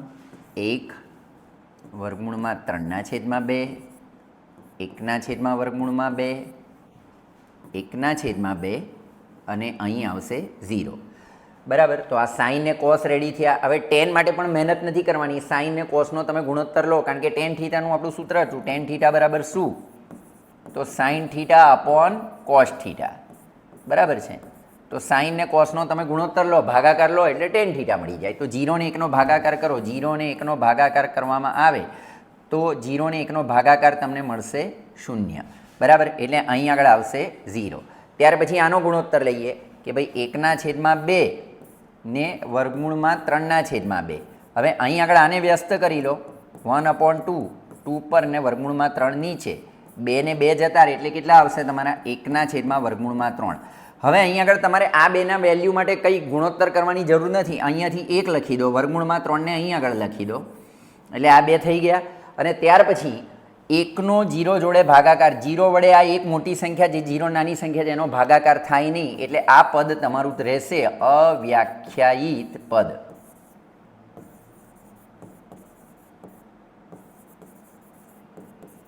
અવ્યાખ્યાયિત પદ. બરાબર છે. તો વિદ્યાર્થી મિત્રો, આવી રીતે તમે આને સમજી શકો છો. હવે આપણે બાકીના જે મૂલ્યો મેળવવાના છે તેમાં ખાસ કંઈ ધાડ નથી મારવાની, બધા એકબીજાના વ્યસ્ત જ છે. એને આપણે જોઈ લઈએ. તો જો સાઇનનું વ્યસ્ત કોસેક થીટા છે, તો અહીં આગળ 0નું વ્યસ્ત આવશે અવ્યાખ્યાયિત ઇન્ફિનિટિવ, જેને કહેવામાં આવે. 1/2 છે એનું વ્યસ્ત કરો તો 2. ત્યાર પછી 1/વર્ગમૂળમાં 2 છે એને વ્યસ્ત કરો એટલે વર્ગમૂળમાં 2. ત્યાર પછી વર્ગમૂળમાં 3/2 છે એને વ્યસ્ત કરો એટલે 2/3. અને ત્યાર પછી 1 છે, 1નું વ્યસ્ત આવે 1. બરાબર. ત્યાર પછી આપણે કોસ થીટાની વાત કરીએ તો કોસ થીટાનું વ્યસ્ત છે સેક થીટા. તો અહીં આગળ આને પણ વ્યસ્ત કરો. 1નું વ્યસ્ત આવશે 1, આનું વ્યસ્ત આવશે 2 ઉપર, વર્ગમૂળમાં 3 નીચે. આનું વ્યસ્ત આવશે વર્ગમૂળમાં 2, છેદમાં 1 ના લખો તોય ચાલે. આનું વ્યસ્ત આવશે 2/1, ફરી અગેન છેદમાં 1 ના લખો તોય ચાલે. અને 0નું આવે છે અવ્યાખ્યાયિત એટલે ઇન્ફિનિટિવ. બરાબર છે. ત્યાર પછી હવે 10નું વ્યસ્ત છે તમારું કોટ થીટા. તો 0નું આવે છે અવ્યાખ્યાયિત. 1/વર્ગમૂળમાં 3 છે એનું વ્યસ્ત કરીએ એટલે વર્ગમૂળમાં 3. 1 છે એનું વ્યસ્ત કરીએ એટલે 1. વર્ગમૂળમાં 3 છે એનું વ્યસ્ત કરીએ એટલે 1/વર્ગમૂળમાં 3. અને અવ્યાખ્યાયિત છે, અવ્યાખ્યાયિતનું વ્યસ્ત આપણે લઈએ તો એ મળશે 0. તો આવી રીતે સરળતાથી તમારે આ કોષ્ટકને યાદ રાખવાનું છે. આ કોષ્ટક એક્ઝામમાં પેપર ચાલુ કરો એ પહેલાં જ તમારે પાછળ દોરી દેવાનું, એટલે એના વેલ્યુવાળા દાખલા તમે એકદમ સરળતાથી કરી શકો. તો વિદ્યાર્થી મિત્રો, હવે થોડાક આપણે આગળ વધીએ. સાઇન ને કોસ રિલેટેડ જે 3 હવે મહત્ત્વના સૂત્રો છે એ 3 સૂત્રોને જોઈ લઈએ. સાઇન સ્ક્વેર થીટા વત્તા કોસ સ્ક્વેર થીટા બરાબર 1. આ મેઇન સૂત્ર છે. આના ઉપરથી 2 પેટા સૂત્રો કે સાઇન આમ રહેવા દો, કોસ સ્ક્વેર થીટાને આમ લઈ જાઓ એટલે 1 - કોસ સ્ક્વેર થીટા. એવી રીતે કોસ સ્ક્વેર થીટાને અહીં આગળ લખો, સાઇન સ્ક્વેરને આ બાજુ લઈ જાઓ રાઇટ હેન્ડ સાઈડ એટલે 1 - સાઇન સ્ક્વેર થીટા. આ એના 2 પેટા સૂત્રો બને છે. ત્યાર પછી આગળનું સૂત્ર 2 નંબરનું સૂત્ર કે sec square theta minus tan square theta બરાબર 1. હવે અહીં આગળ તમે જોશો તો આની અંદર ટેન સ્ક્વેર થીટાને તમે આમ લઈ જાઓ તો એક ઇક્વેશન આવું બનશે કે sec square theta is equal to 1 plus tan square theta, એક આ ઇક્વેશન બને છે. અને ત્યાર પછી ટેન સ્ક્વેર થીટાને કરતા બનાવવો હોય તો માઇનસ ટેન સ્ક્વેર થીટાને આમ લો એટલે સેક સ્ક્વેર થીટા અને એકને આમ લો એટલે -1 બરાબર ટેન સ્ક્વેર થીટા. તો આ બે ઇક્વેશનને ધ્યાનમાં રાખવાના છે. અને ત્યાર પછી આ જે ઇક્વેશન છે એક એને જોઈ લો કે cosec square theta minus cot square theta બરાબર 1. હવે અહીં આગળ તમારે જોવાનું કે ભાઈ મારે કોસેક સ્ક્વેર થીટાને કરતા બનાવવો છે તો કોસેક સ્ક્વેર થીટા બરાબર આ ઓછાને આ તરફ લઈ જાઓ તો 1 પ્લસ કોટ સ્ક્વેર થીટા, એક આ ઇક્વેશન બને છે. ત્યાર પછી કોટ સ્ક્વેર થીટાને કરતા બનાવવો હોય તો એકને આ તરફ લાવી દઈએ કોસેક સ્ક્વેર થીટા, આ વત્તા એક આમ આવે એટલે -1 બરાબર માઇનસ કોટ સ્ક્વેર થીટાને આમ લો એટલે પ્લસ કોટ સ્ક્વેર થીટા. તો એક ઇક્વેશન આવી રીતે પણ બનતું હોય છે. તો વિદ્યાર્થી મિત્રો આ જે સૂત્રો છે એ સૂત્રો તમને સાબિતીવાળા દાખલામાં ખૂબ ઉપયોગી થઈ જશે, એટલે આને પણ તમારે ધ્યાનમાં રાખવાના છે. વિદ્યાર્થી મિત્રો તો હવે આપણું ચેપ્ટર નંબર 8 પૂરું થયું, ત્રિકોણમિતિનો પરિચય. હવે આપણે સહેજ આગળ વધીએ ત્રિકોણમિતિના ઉપયોગ. જો ત્રિકોણમિતિના ઉપયોગમાં કોઈ સૂત્ર છે નહીં, આની અંદર ઉત્સેદ કોણ અવસેદ કોણ કોને કહેવાય ફક્ત એને જ તમારે ધ્યાનમાં રાખવાનું છે. તો આપણે જોઈ લઈએ કે ઉત્સેદ કોણ ને અવસેદ કોણ કોને કહેવામાં આવે છે. હવે પહેલો આપણે શબ્દ લઈએ છીએ કે અવસેદ કોણ. અવસેદ કોણ કોને કહેવામાં આવે? જ્યારે કોઈ ઊંચાઈવાળી વસ્તુ પર કોઈ વ્યક્તિ ઊભેલો હોય અને એ વ્યક્તિની આ જે સીધી રેખામાં જુએ તો આને કહેવાય છે ક્ષિતિજ રેખા. વ્યક્તિ સીધી નજર કરે તો એને કહેવાય છે ક્ષિતિજ રેખા. અને આ જ વ્યક્તિ નીચે તરફ એની દ્રષ્ટિ નાખે છે એટલે આ તમારી દ્રષ્ટિ રેખા છે બરાબર. ક્ષિતિજ રેખા સીધી હોય, દ્રષ્ટિ રેખા નીચે તરફ હોય અને એના વચ્ચે જે ખૂણો બનતો હોય આ ખૂણાને એવું કહેવામાં આવે છે અવસેદ કોણ. એ જનરલી ઊંચાઈવાળી વસ્તુથી નીચે તરફ આપણે નજર કરીએ ત્યારે જે ખૂણો બને છે સીધી ક્ષિતિજ દ્રષ્ટિ રેખા, સીધી ક્ષિતિજ રેખા અને નીચે દ્રષ્ટિ રેખા, ક્ષિતિજ રેખા અને દ્રષ્ટિ રેખા વચ્ચે જે એંગલ બને છે, જે કોણ બને છે એ કોણને આપણે કહીએ છીએ અવસેદ કોણ.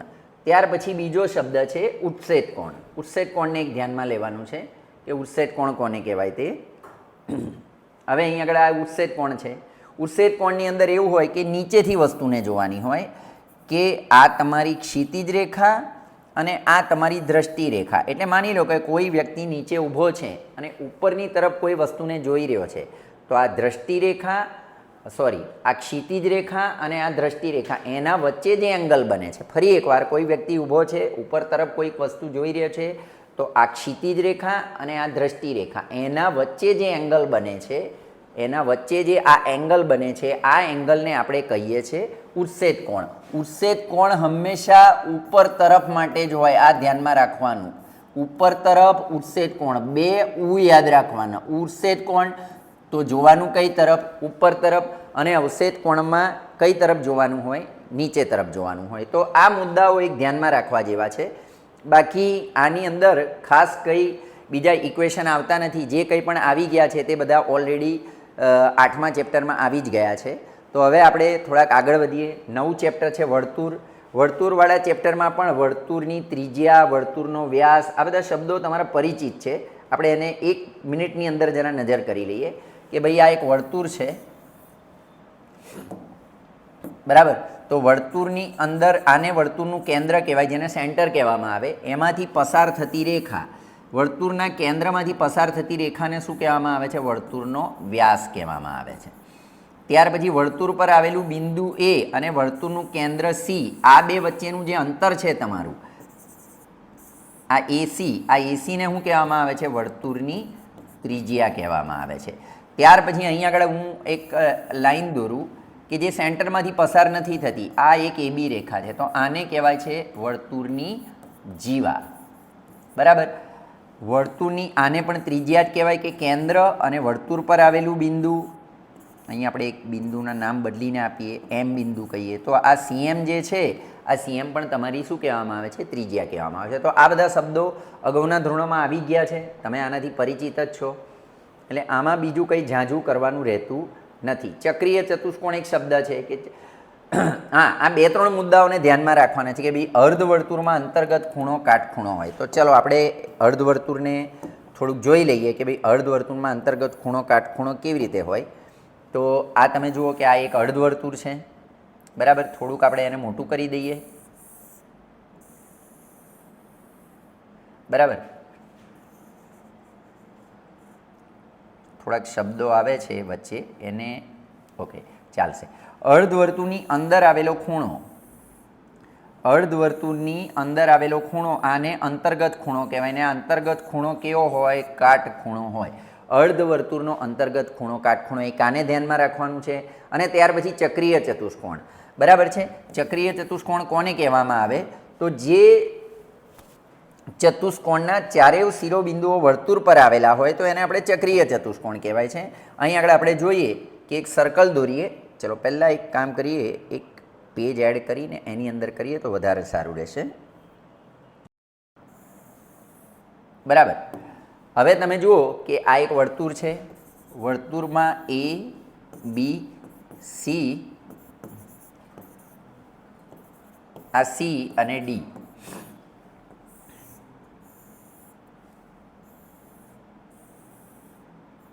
બરાબર.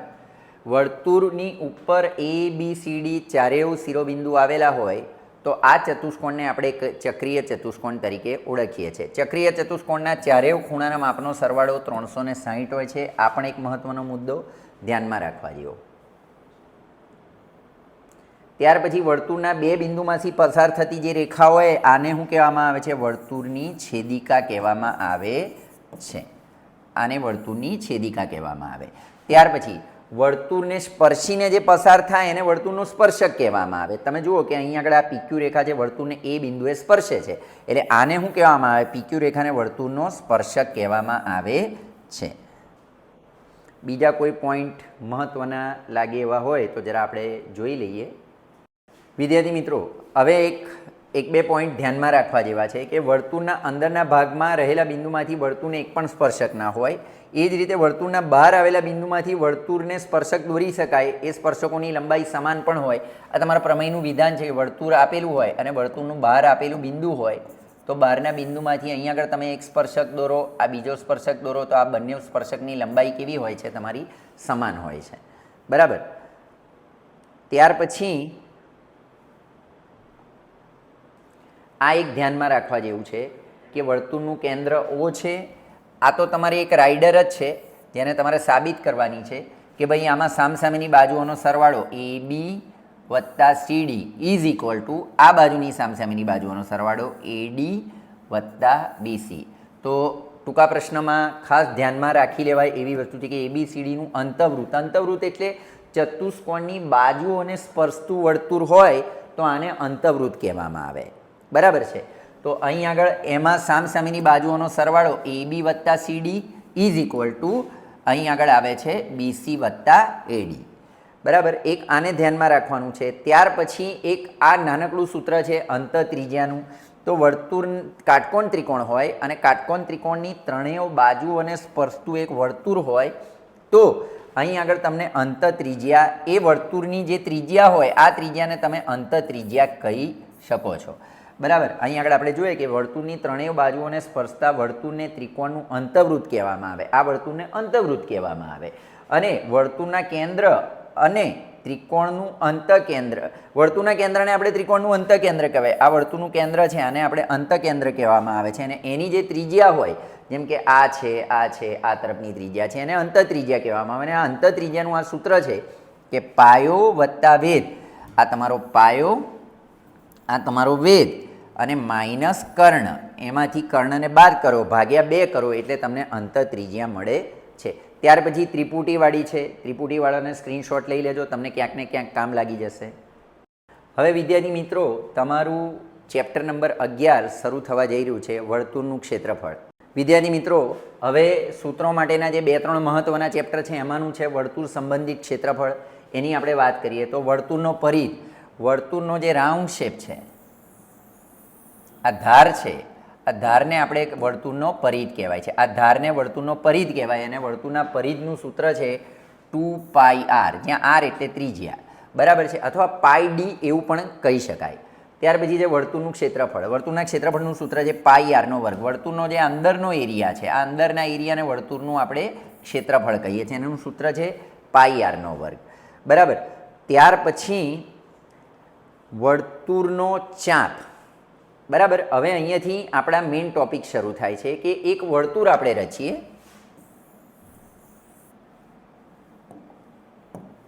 અને વર્તુળની ઉપર આવેલા બે બિંદુઓ છે એ અને બી.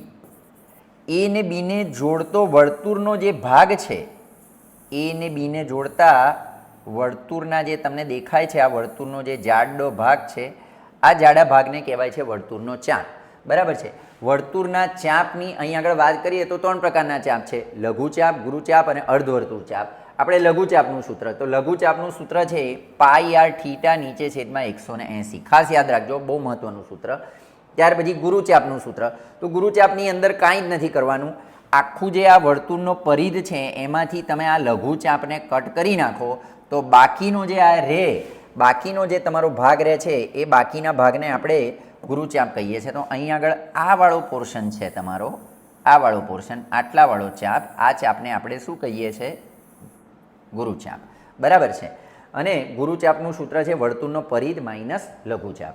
ત્યાર પછી જે અર્ધવર્તુળ ચાપ, અર્ધવર્તુળ ચાપ એટલે કે વર્તુળનો જે હાફ પોર્શન હોય, બરાબર, આ હાફ પોર્શનથી જે આ ચાપ બનતો હોય એને આપણે અર્ધવર્તુળ ચાપ કહીએ છીએ.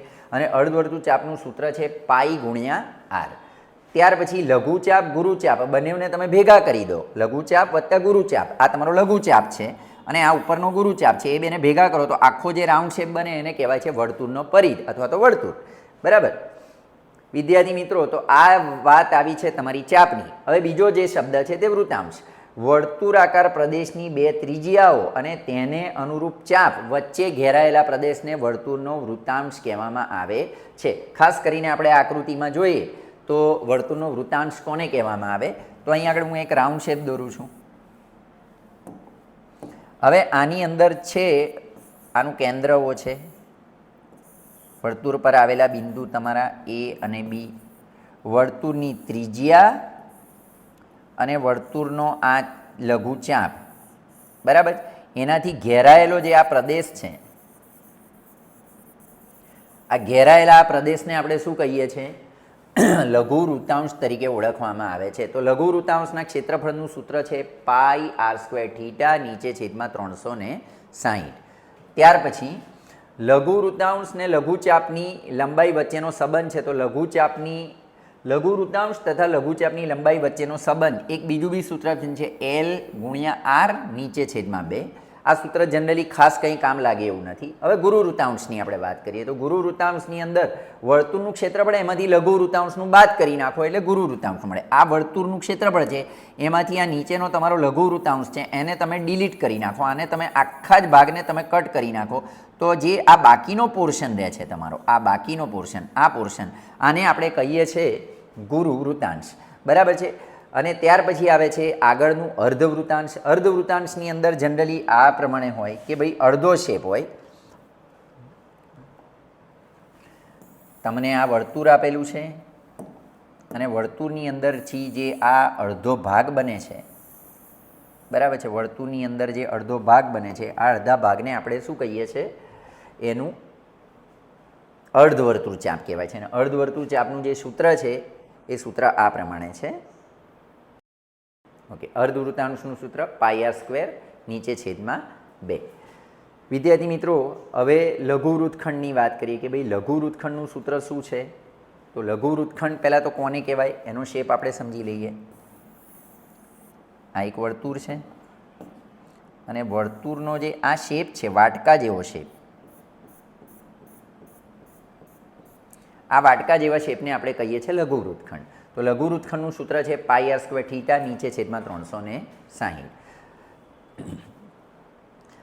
વિદ્યાર્થી મિત્રો, ઘણી બધી વાર એવું બનતું હોય છે કે ભાઈ આપણે એક્ઝામ્પલ ગણતી વખતે વૃત્તાંશ આપેલું હોય અને એ વૃત્તાંશમાંથી આપણે એકલો લઘુ વૃત્તખંડ મેળવવાનો હોય તો આ પરિસ્થિતિમાં આપણે આ જે લઘુ વૃત્તાંશ છે એમાંથી ઉપરનો આ ત્રિકોણ છે એને બાદ કરી નાખો એટલે એ વખતે પણ તમને લઘુ વૃત્તખંડ મળતું હોય છે.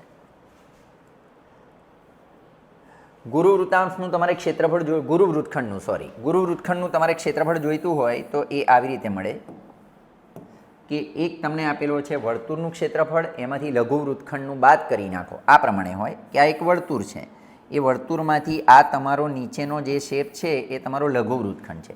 વર્તુળના શેપમાંથી તમે આ લઘુ વૃત્તખંડને બાદ કરી નાખો, આને તમે કટ કરી નાખો તો હવે જે આ પોર્શન રહે છે તમારો આ વાળો પોર્શન, આ જે પોર્શન છે આને આપણે કહીએ છીએ ગુરુ વૃત્તખંડ. તો વિદ્યાર્થી મિત્રો, આ બધા બહુ મહત્ત્વના સૂત્રો છે, એને ખાસ ધ્યાનમાં રાખવાના છે. તમે જરા એકવાર પરિધ, ક્ષેત્રફળ, પહેલું આવ્યું તમારું પરિધ 2πr, ક્ષેત્રફળ છે πr², ત્યાર પછી લઘુચાપની લંબાઈનું સૂત્ર છે πr/180, ત્યાર પછી ગુરુચાપ એ શું કરવાનું છે કે પરિધમાંથી લઘુચાપ પાડીને બાદ કરી નાખો એટલે તમને ગુરુચાપ મળે. ત્યાર પછી જે અર્ધવર્તુળ ચાપ એનું સૂત્ર છે πr, આને જ યાદ રાખજો, આ વચ્ચેના પ્રોસેસને કાંઈ યાદ રાખવાની જરૂર નથી. સારું, ત્યાર પછી આવે છે વૃત્તાંશ. વૃત્તાંશ કોને કહેવાય એને આપણે જોઈ લીધું કે ભાઈ લઘુ વૃત્તાંશ, તો લઘુ વૃત્તાંશ આ વાળો એરિયા છે એને વૃત્તાંશ કહેવામાં આવે, બરાબર છે. નાકથી લઈને દાઢીવાળો વિસ્તાર અહીંયાથી લઈને આને કહેવાય છે લઘુ વૃત્તાંશને, એ સિવાયનો આ જે વિસ્તાર છે એને આપણે કહીએ છીએ ગુરુ વૃત્તાંશ, બરાબર. તો લઘુ વૃત્તાંશનું સૂત્ર છે πr²θ નીચે છેદમાં 360. હવે ગુરુ વૃત્તાંશની વાત કરીએ તો ગુરુ વૃત્તાંશ એટલે આ તમારો એરિયા છે જે મેં આ રાઉન્ડ અપ કરેલો છે તે. તો આખા વર્તુળમાંથી આ લઘુ વૃત્તાંશને તમે બાદ કરી નાખો તો જે આટલો એરિયા રહે છે, આટલો એરિયા, એ એરિયા છે તમારો ગુરુ વૃત્તાંશ, બરાબર છે. અર્ધ વૃત્તાંશનું સૂત્ર છે πr²θ નીચે છેદમાં 2, બરાબર. તો આવા ઘણા બધા સૂત્રોથી તમે હું કામ કરી શકો. વૃત્તખંડ કોને કહેવાય એને આપણે જોઈએ તો આ વર્તુળની અંદર જે આપણે આ જીવા દોરીએ છીએ એ જીવાને કારણે જે નીચેનો શેપ બને છે, નાનો જે શેપ બને છે, આ નાના શેપને આપણે કહીએ છીએ લઘુ વૃત્તખંડ,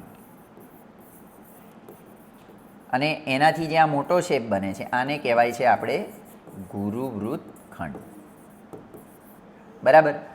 અચ્છા, હવે લઘુ વૃત્તખંડનું આ એક સૂત્ર છે કે ભાઈ πr²θ, લઘુ વૃત્તાંશમાંથી ત્રિકોણનું ક્ષેત્રફળ બાદ કરી નાખો તમે.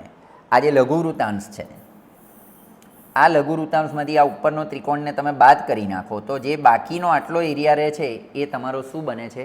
લઘુ વૃત્તખંડ બને છે. તો લઘુ વૃત્તખંડનું સૂત્ર છે πr²θ, લઘુ વૃત્તાંશ πr²θ છેદમાં 360, એની અંદરથી 1/2 પાયો ગુણ્યા 2.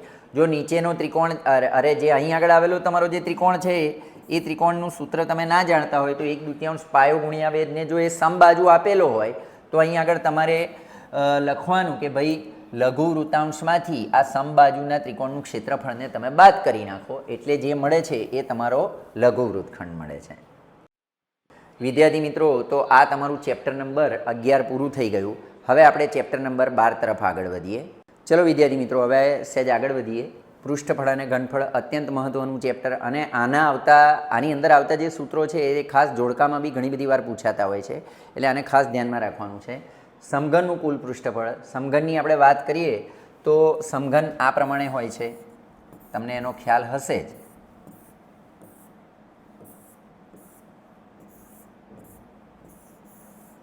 આ પ્રમાણે જે છે એમાં બધી બાજુઓની લંબાઈઓ કેવી હોય છે? સમાન હોય છે. એના ક્ષેત્રફળ, એનું કુલ પૃષ્ઠફળનું સૂત્ર છે 6x². ત્યાર પછી જે ખુલ્લા સમઘનનું પૃષ્ઠફળ 5x². સમઘનના પાર્શ્વ પૃષ્ઠફળ, સમઘનનું પાર્શ્વ પૃષ્ઠફળ એટલે શું? એની આ ચારેય દિવાલ જ આવે, ઉપરની છત ને નીચેનું તળિયું ના આવે, એને આપણે કહેવાય છે પાર્શ્વ પૃષ્ઠો, બરાબર છે. તો એનું ઇક્વેશન છે 4x².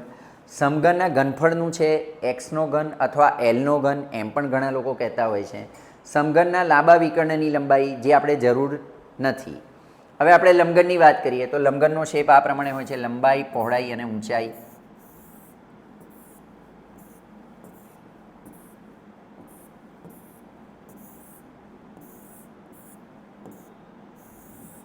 બરાબર છે. આમાં લંબાઈ, આ પહોળાઈ અને આ ઊંચાઈ, આ તમારી લંબાઈ છે, પહોળાઈ છે અને આ તમારી ઊંચાઈ છે. બરાબર. તો લંબઘનનું કુલ પૃષ્ઠફળનું સૂત્ર છે 2LB BH વત્તા BH વત્તા LH. 2LB વત્તા BH વત્તા LH. ત્યાર પછી જે લંબઘનના પાસો પૃષ્ઠોનું એટલે કે ઉપરની છત અને નીચેનું તળિયું આ બે ના આવે, ફક્ત સરાઉન્ડિંગ 4 દિવાલો જ આવે, તો એનું ઇક્વેશન છે 2HL + B. ત્યાર પછી છે લંબઘનનું ઘનફળ. લંબઘનના ઘનફળનું સૂત્ર છે લંબાઈ ગુણ્યા પહોળાઈ ગુણ્યા ઊંચાઈ. ત્યાર પછી હવે આપણે નળાકારની વાત કરીએ તો નળાકારની વક્ર સપાટીનું ક્ષેત્રફળ. નળાકારની અંદર આપણે જરા નજર કરીએ, જો આપણી જોડે શેપ હોય તો જરા એને ઉપયોગમાં લઈ લઈએ, પણ અહીં આગળ નળાકારનો શેપ દેખાતો નથી તો કાંઈ વાંધો નહીં, દોરી દઈએ. નળાકાર આ પ્રમાણે હોય, બરાબર છે. હવે અહીં આગળ આપણે જોઈએ કે નળાકારની વક્ર સપાટીનું ક્ષેત્રફળનું સૂત્ર છે 2πRH. પરિઘ ગુણ્યા ઊંચાઈ, આને પણ એક ધ્યાનમાં રાખવા જેવું. ત્યાર પછી જે બંધ નળાકારની કુલ સપાટીનું ક્ષેત્રફળ તો 2πr કૌંસમાં h વત્તા r. એક આને પણ ધ્યાનમાં રાખવાનું કે નળાકારની કુલ સપાટી, વક્ર સપાટી એટલે એનો રાઉન્ડ શેપ, અને કુલ સપાટી એટલે ઉપરનું ઢાંકણું અને નીચેનું તળિયું, આ બે ઢંકાયેલા હોય તો એને કુલ. જેમ કે અનાજ ભરવાનું પીપળું, તેને નળાકારની, અથવા ઢોલીનો ઢોલ કે જે બે બાજુથી બંધ હોય એને પણ નળાકારની કુલ સપાટી તરીકે આપણે સમજી શકીએ. ત્યાર પછી આવે છે નળાકારનું ઘનફળ. હવે પૃષ્ઠફળ ને ઘનફળમાં તફાવત શું હોય? પૃષ્ઠફળ એટલે આ સપાટીની વાત છે, બરાબર, જે બહાર દેખાય છે તે, અને ઘનફળ એટલે અંદર કોઈ પણ વસ્તુમાં હવાએ રોકેલી જગ્યા, આ અંદરનો જે આ સ્પેસ છે, જે આ જગ્યા છે કે જેમાં હવા ભરાયેલી હોય અથવા તો કોઈ દ્રવ્ય ભરાયેલું હોય, તો એને એનો એ એરિયાને આપણે ઘનફળ કહેવાય છે. અને ઘનફળનું સૂત્ર છે πr²h. બરાબર, સારું. 5ના સિક્કાને આપણે નળાકાર તરીકે જ સમજી લેવામાં આવતું હોય છે, એટલે 5નો સિક્કો જાડાઈવાળો હોય છે એટલે એને નળાકાર તરીકે ગણતરીમાં લઈ લેવામાં આવે છે. ત્યાર પછી આવે છે શંકુની વાત, કે શંકુની વક્ર સપાટીનું ક્ષેત્રફળ. શંકુનો શેપ આ પ્રમાણે હોય.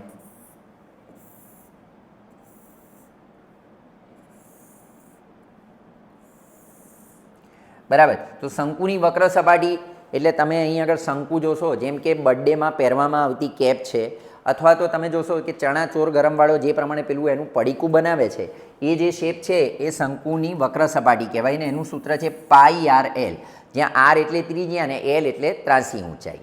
ત્યાર પછી છે બંધ શંકુની કુલ સપાટીનું પૃષ્ઠફળ, તો એનું છે πr કૌંસમાં R વત્તા L. જેમ કે આઈસ્ક્રીમનો કોન છે, આઈસ્ક્રીમનો કોન હોય તે તમે જોશો કોઈ પણ આઈસ્ક્રીમનો કોન, તો એ આ પ્રકારે શંકુ આકારનો હોય ને એની ઉપર રેપર ઢાંકેલું હોય. અમૂલ આઈસ્ક્રીમનો કોન લાવશો બજારમાંથી, જોશો કે ઉપરનું આપણે રેપર કાઢી અને ત્યાર પછી જ આઈસ્ક્રીમને ખાતા હોય છે. તો એ રેપર અને શંકુ એ બેને ભેગા કરીએ એટલે બને છે બંધ શંકુની કુલ સપાટીનું પૃષ્ઠફળ πr કૌંસમાં R વત્તા L. હવે થોડાક આગળ વધીએ. શંકુનું ઘનફળ. શંકુનું ઘનફળ એટલે શંકુની અંદરની જે જગ્યામાં આઈસ્ક્રીમ ભરેલો છે, બરાબર છે, જે કોનમાં આઈસ્ક્રીમ ભરેલો છે, આ જે અંદરનો વિસ્તાર છે એને કહેવાય છે શંકુનું ઘનફળ. અને એનું ઇક્વેશન છે 1/3 πr²h, અથવા 1/3 વર્તુળનું ક્ષેત્રફળ ગુણ્યા ઊંચાઈ. બરાબર છે. ત્રાસી ઊંચાઈ તિર્યક L બરાબર. હવે શંકુની અંદર આ ત્રાસી ઊંચાઈ આવતી હોય છે, આ તમારે ધ્યાનમાં રાખવાનું.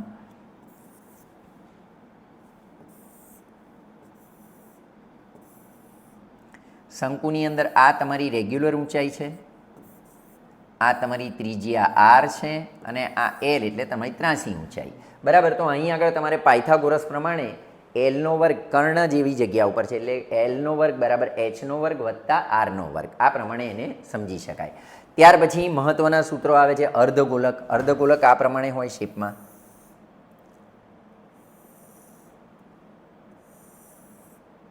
બરાબર છે. તો અર્ધગોલકની વક્ર સપાટીનું પૃષ્ઠફળ, જેમ કે તેલનું કઢાઈ હોય છે તે, એને અર્ધગોલક કહેવાય. એનું ઇક્વેશન છે 2πr². અર્ધગોલકની કુલ સપાટીનું 3πr². એટલે તેલનું જે કઢાઈ છે એની ઉપર તમે ગોલ થાળી જે છે એને ઢાંકી દો એટલે એ બંધ એરિયા થઈ ગયો. તો એનું જે એને આખાને તમારે કાઉન્ટ કરવું હોય તો એ તમારું થશે 3πr², કે ભાઈ આ કઢાઈ છે એને ઉપર તમે થાળીથી ઢાંકી દીધી, તો એ થયું તમારું 3πr². ત્યાર પછી જે અર્ધગોલકનું ઘનફળ, અર્ધગોલકના ઘનફળનું સૂત્ર છે 2/3 પાઈ આરનો ઘન. અર્ધગોલકના ઘનફળની અંદર આ જે તેલ ભરાયેલો વિસ્તાર છે અથવા તો જે ખાલી હોય તો હવાએ રોકેલી જગ્યા છે એને એનું અર્ધગોલકનું ઘનફળ કહેવાય. ત્યાર પછી આગળ આવે છે ગોલકની વાત. અહીં આગળ આવતા ગોલકની વાત કરીએ તો ગોલક આ પ્રમાણે, બરાબર છે.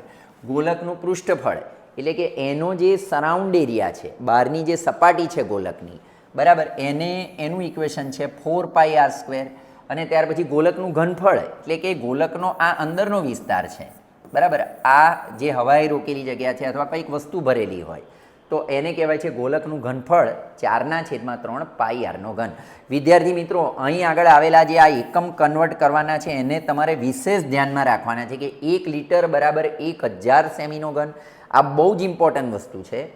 1 મીટરનો ઘન બરાબર 1000 લીટર, 1 ઘન મીટર બરાબર 1 કિલોલીટર, 1 કિલોલીટર બરાબર 1000 લીટર અને 1 મીટરનો ઘન બરાબર 1 કિલોલીટર. આ 6 જે એકમને કન્વર્ટ કરવાની વસ્તુઓ છે એને તમારે ખાસ યાદ રાખવાની છે. તો જો વિદ્યાર્થી મિત્રો, મારા હિસાબે આની અંદર આવતા જે મહત્ત્વના સૂત્રો છે એ તમારા પૂરા થયા. વિદ્યાર્થી મિત્રો, હવે ચેપ્ટર નંબર 13 આંકડાશાસ્ત્ર, હાઈએસ્ટ વેટિંગવાળું ચેપ્ટર, સૌથી વધારે માર્કનું આ જ ચેપ્ટરમાંથી પૂછાતું હોય છે. આનો અને બીજો નંબર સંભાવનાનો. એટલે આના સૂત્રો તો વિશેષ તમારે ધ્યાનમાં રાખવાના છે, ખાસ યાદ રાખી દેવાના છે. મધ્યવર્તી સ્થિતિમાનના 3 માપ છે. એક છે મધ્યક, બીજો મધ્યસ્થ અને ત્રીજો છે બહુલક, બરાબર.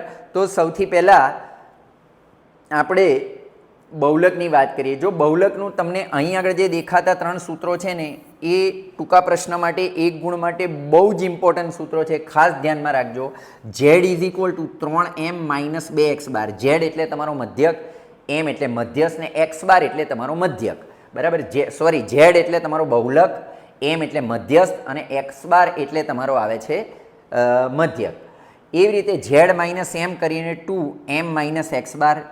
ત્યાર પછી Z - x બાર, x બારને આમ લો તો એક આ નવું ત્રીજા પ્રકારનું સૂત્ર બને છે 3m - આ 3 સૂત્રો ખૂબ મહત્ત્વના છે. ખાસ ધારીને જોઈ લો. એક ગુણની અંદર વિશેષ પૂછાય એવા છે. એક ગુણના દાખલામાં એ બહુ જ કામ લાગશે. ત્યાર પછી હવે થોડાક આપણે આગળ વધીએ કે મધ્યક માટેના આપણી જોડે 3 સૂત્રો છે. એમાંની પહેલી જે રીત છે એ સીધી રીત અથવા તો આપણે પ્રત્યક્ષ રીત એમ કહેવામાં આવે છે, બરાબર. એનું જે સૂત્ર છે સીધી રીતનું તે x બાર બરાબર સિગ્મા fi નીચે છેદમાં સિગ્મા fi. અહીં આગળની વાત કરીએ તો x બારને મધ્યક કહેવામાં આવે છે. fi ને xi એ તમારે કોષ્ટકની અંદર ફ્રીક્વન્સી અને xi એટલે મધ્ય કિંમત, આ બેનો તમારે ગુણાકાર કરવાનો હોય છે એટલે સિગ્મા fi xi મળે અને નીચે છેદમાં સિગ્મા fi, બરાબર. તો સીધી રીત માટેનું આ સૂત્ર છે. ત્યાર પછી બીજા નંબરનું મહત્ત્વનું સૂત્ર છે ધારેલા મધ્યકની રીત. ધારેલા મધ્યકની રીતનું સૂત્ર છે x bar = a plus sigma fi di. x bar = a plus sigma fi di નીચે છેદમાં સિગ્મા fi. જેમાં આપણે ડીઆઈની વાત કરીએ તો ડીઆઈ શું છે? x બાર એટલે મધ્યક, એ ખબર છે. ખાસ કરીને ડીઆઈ = xi - a. તમે જ્યારે એને સોલ્વ કરશો ત્યારે તમને ખબર પડશે. એ અહીં આગળ તમારે ધારવું પડશે ને xi એટલે તમારી મધ્ય કિંમત. સિગ્મા fi ને તમે n પણ લખી શકો. n એટલે અવલોકનોની સંખ્યા, જેને આપણે કુલ આવૃત્તિ પણ કહીએ છીએ. તો ધારેલા મધ્યકની રીત શોધવાનું આ ખૂબ મહત્ત્વનું સૂત્ર. અને ત્યાર પછી છેલ્લું મહત્ત્વનું સૂત્ર છે પદ વિચલનની રીત. પદ વિચલનની રીતનું સૂત્ર આ પ્રમાણે છે: x bar = a plus sigma fi ui નીચે છેદમાં સિગ્મા fi ઇન્ટુ h. હવે અહીંયા આગળની વાત કરીએ તો x બાર એટલે મધ્યક, a એટલે તમારે ધારેલો મધ્યક જે તમારે વચ્ચેથી ધારવાનો છે, fi એટલે આવૃત્તિ અને uiનું આખું અલગથી સૂત્ર છે. ui = xi - a અપોન, અહીંયા આગળ આપણે જોઈએ કે xi - a અપોન h. નીચે છેદમાં તમારે કેટલા લેવાના છે? h લખવાના છે, બરાબર. h એટલે તમારી વર્ગ લંબાઈ છે તે છે. તો વિદ્યાર્થી મિત્રો, આ થઈ તમારી મધ્યકવાળી રીત. હવે આવે છે બહુલક. બહુલક એટલે કે કોઈ પણ અવલોકનો હોય જેમાં જે અવલોકન સૌથી વધારે વાર આવતું હોય એને આપણે બહુલક કહીએ છીએ. પણ અહીં આગળ બહુલકનું સૂત્ર થોડુંક જુદા પ્રકારનું છે. બહુલક ઝેડ બરાબર L plus F1 minus F0. ત્યાર પછી શું કરવાનું છે, તમારે કોપી પેસ્ટ કરીને અહીંયા લખી દેવાના છે F1 માઇનસ F0. બરાબર, બગડો આગળ લખવાનો અને એ બગડાને અહીં આગળ એપ કરીને નીચે ઉતાર દેવાનો. ફરી એકવાર કેવી રીતે, Z is equal to L plus કૌંસમાં F1 માઇનસ F0 એને અહીં આગળ લખી દો. ત્યાર પછી આગળ 2 લખો અને પછી માઇનસ એફ એ 2ને અહીંયા નીચે ઉતારીને લખો ગુણ્યા એચ. બરાબર છે. અહીં આગળ એલની વાત કરીએ તો એલ એટલે બહુલકીય વર્ગની અધસીમા, એચ એટલે વર્ગ લંબાઈ, F1 એટલે બહુલકીય વર્ગની આવૃત્તિ, F0 એટલે બહુલકીય વર્ગની પહેલાંના વર્ગની એની બિફોર પહેલાંના વર્ગની આવૃત્તિ અને F2 એટલે બહુલકીય વર્ગની પછીના વર્ગની આવૃત્તિ. F2 એટલે બહુલકીય વર્ગની પાછળના વર્ગની આવૃત્તિ. તો એક આને પણ તમારે ધ્યાનમાં રાખવાનું છે. ત્યાર પછી વિદ્યાર્થી મિત્રો થોડાક આગળ વધીએ. હવે આવે છે મધ્યસ્થ. મધ્યસ્થ માટેની સૌથી પહેલી પૂર્વ શરત એ છે કે જે અવલોકનો આપેલા હોય એ અવલોકનોને ચડતા ક્રમમાં ગોઠવવા પડે. ચડતા ક્રમમાં અથવા ઉતરતા ક્રમમાં, મેઇનલી બધા લોકો ચડતા ક્રમમાં જ ગોઠવતા હોય છે કે આપેલા ઓબ્ઝર્વેશન છે, અવલોકનો છે, એને સૌથી પહેલાં ચડતા ક્રમમાં ગોઠવો અને ત્યાર પછી અવલોકનોની સંખ્યા જો એકી હોય એટલે કે અયુગ્મ હોય તો એના માટેનું આ સિંગલ સૂત્ર છે કે n + 1/2મું અવલોકન અને અવલોકનોની સંખ્યા જો બેકી હોય તો એના માટેનું સૂત્ર છે m બરાબર n/2મું અવલોકન વત્તા n/2 + 1મું અવલોકન આખાના છેદમાં 2. ટૂંકમાં બેકી હોય તો આવું બેવડાવાળું સૂત્ર અને એકી હોય તો આવું સિંગલવાળું સૂત્ર ધ્યાનમાં લેવાનું છે. વિદ્યાર્થી મિત્રો, હવે મધ્યસ્થનું જે મેઇન સૂત્ર છે એ મેઇન સૂત્ર અહીં આપેલું છે, એને જુઓ. m = a + n/2 n/2 - cf આખાના છેદમાં f ગુણ્યા કૌંસની બહાર h. હવે આ પદોનો આપણે પરિચય લઈ લઈએ કે શું છે. એલ એટલે મધ્યસ્થ વર્ગની અધસીમા. તમને વર્ગ આપ્યો હોય કે 20 ને 30 તો એમાં અધસીમા આગળ હોય હંમેશા અને પાછળ જે હોય એને આપણે શું કહીએ છીએ, ઉધ્વસીમા. બરાબર, તો મધ્યસ્થ વર્ગની અધસીમા, n એટલે અવલોકનોની સંખ્યા, cf એટલે મધ્યસ્થ વર્ગની આગળના વર્ગની સંચયી આવૃત્તિ અને ત્યાર પછી f એટલે તમારી મધ્યસ્થ વર્ગની આવૃત્તિ અને છેલ્લે છે h એટલે તમારી વર્ગ લંબાઈ. તો આ કોષ્ટકની અંદર જોઈશું તો તમને વધારે ખ્યાલ આવશે. હમણાં આ સૂત્રને તમારે ધ્યાનમાં રાખવાનું છે. વિદ્યાર્થી મિત્રો, તો હવે આપણું ચેપ્ટર નંબર 14 શરૂ થાય છે, સંભાવના. વિદ્યાર્થી મિત્રો, હવે આપણું ચેપ્ટર નંબર 14 સંભાવના સૌથી પહેલું ચેપ્ટર અને મજાનું ચેપ્ટર છે. સંભાવનાની અંદર એક જ સૂત્ર આવે છે, સંભાવના. સંભાવનાને અંગ્રેજીમાં આપણે પ્રોબેબિલિટી કહીએ છીએ. એટલે માની લો કે કોઈ પણ ઘટના ઈ બનેલી છે તો કોઈ પણ ઘટનાની સંભાવના P of E = આપણે આવી રીતે લખીએ કે ઘટનાના શક્ય પરિણામ, ઘટના ઈના શક્ય પરિણામ નીચે છેદમાં કુલ પરિણામ. બરાબર છે. આ બેનો ભાગાકાર કરીએ તો આપણને સંભાવનાનું એક રેગ્યુલર ઇક્વેશન મળતું હોય છે. હવે જો સંભાવનાની અંદરના આવતા મહત્ત્વના પોઈન્ટ છે એમાંનો એક મહત્ત્વનો પોઈન્ટ એકવાર આપણે એને ફરી જોઈ લઈએ થોડાક અલગ પેજ ઉપર. કોઈ પણ ઘટના એ હોય એ માટે કોઈ પણ ઘટનાને આપણે a થી z સુધીના કોઈ પણ મૂળાક્ષર વડે લઈ શકીએ. તો ઘટના એ માટેનું સૂત્ર છે પ્રોબેબિલિટી ઓફ એ. ઘટના એની સંભાવના, ઘટના એના શક્ય પરિણામ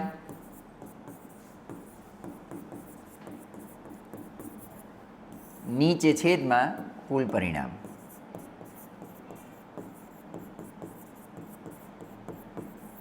બરાબર. તો સંભાવનાનું આ મેઇન સૂત્ર છે અને ખાસ ધ્યાનમાં રાખવાનું. આ એક જ સૂત્ર આખા ચેપ્ટરમાં છે. હવે વિદ્યાર્થી મિત્રો, આ નાના નાના જે મુદ્દા છે એને ધ્યાનથી જોઈએ. ચોક્કસ ઘટનાની સંભાવના હંમેશા કેટલી હોય? 1 હોય. અચોક્કસ ઘટના એટલે કે અશક્ય ઘટનાની સંભાવના હોય 0. બરાબર છે. કોઈ પણ ઘટના ઈ માટે પી ઓફ ઈને આવી રીતે બે ઇક્વેશનથી તમે દર્શાવી શકો છો. કોઈ પણ ઘટના 0 અને 1ની વચ્ચે હોય અથવા 0 હોય અથવા 1 હોય, 1થી વધારે પણ ના હોય અને 0થી ઓછી પણ, એટલે કે ઋણ પણ ના હોય ને 1થી વધારે એટલે 2, 3 પણ હોય નહીં. કોઈ પણ ઘટનાની સંભાવના 0થી 1ની વચ્ચે હોય છે.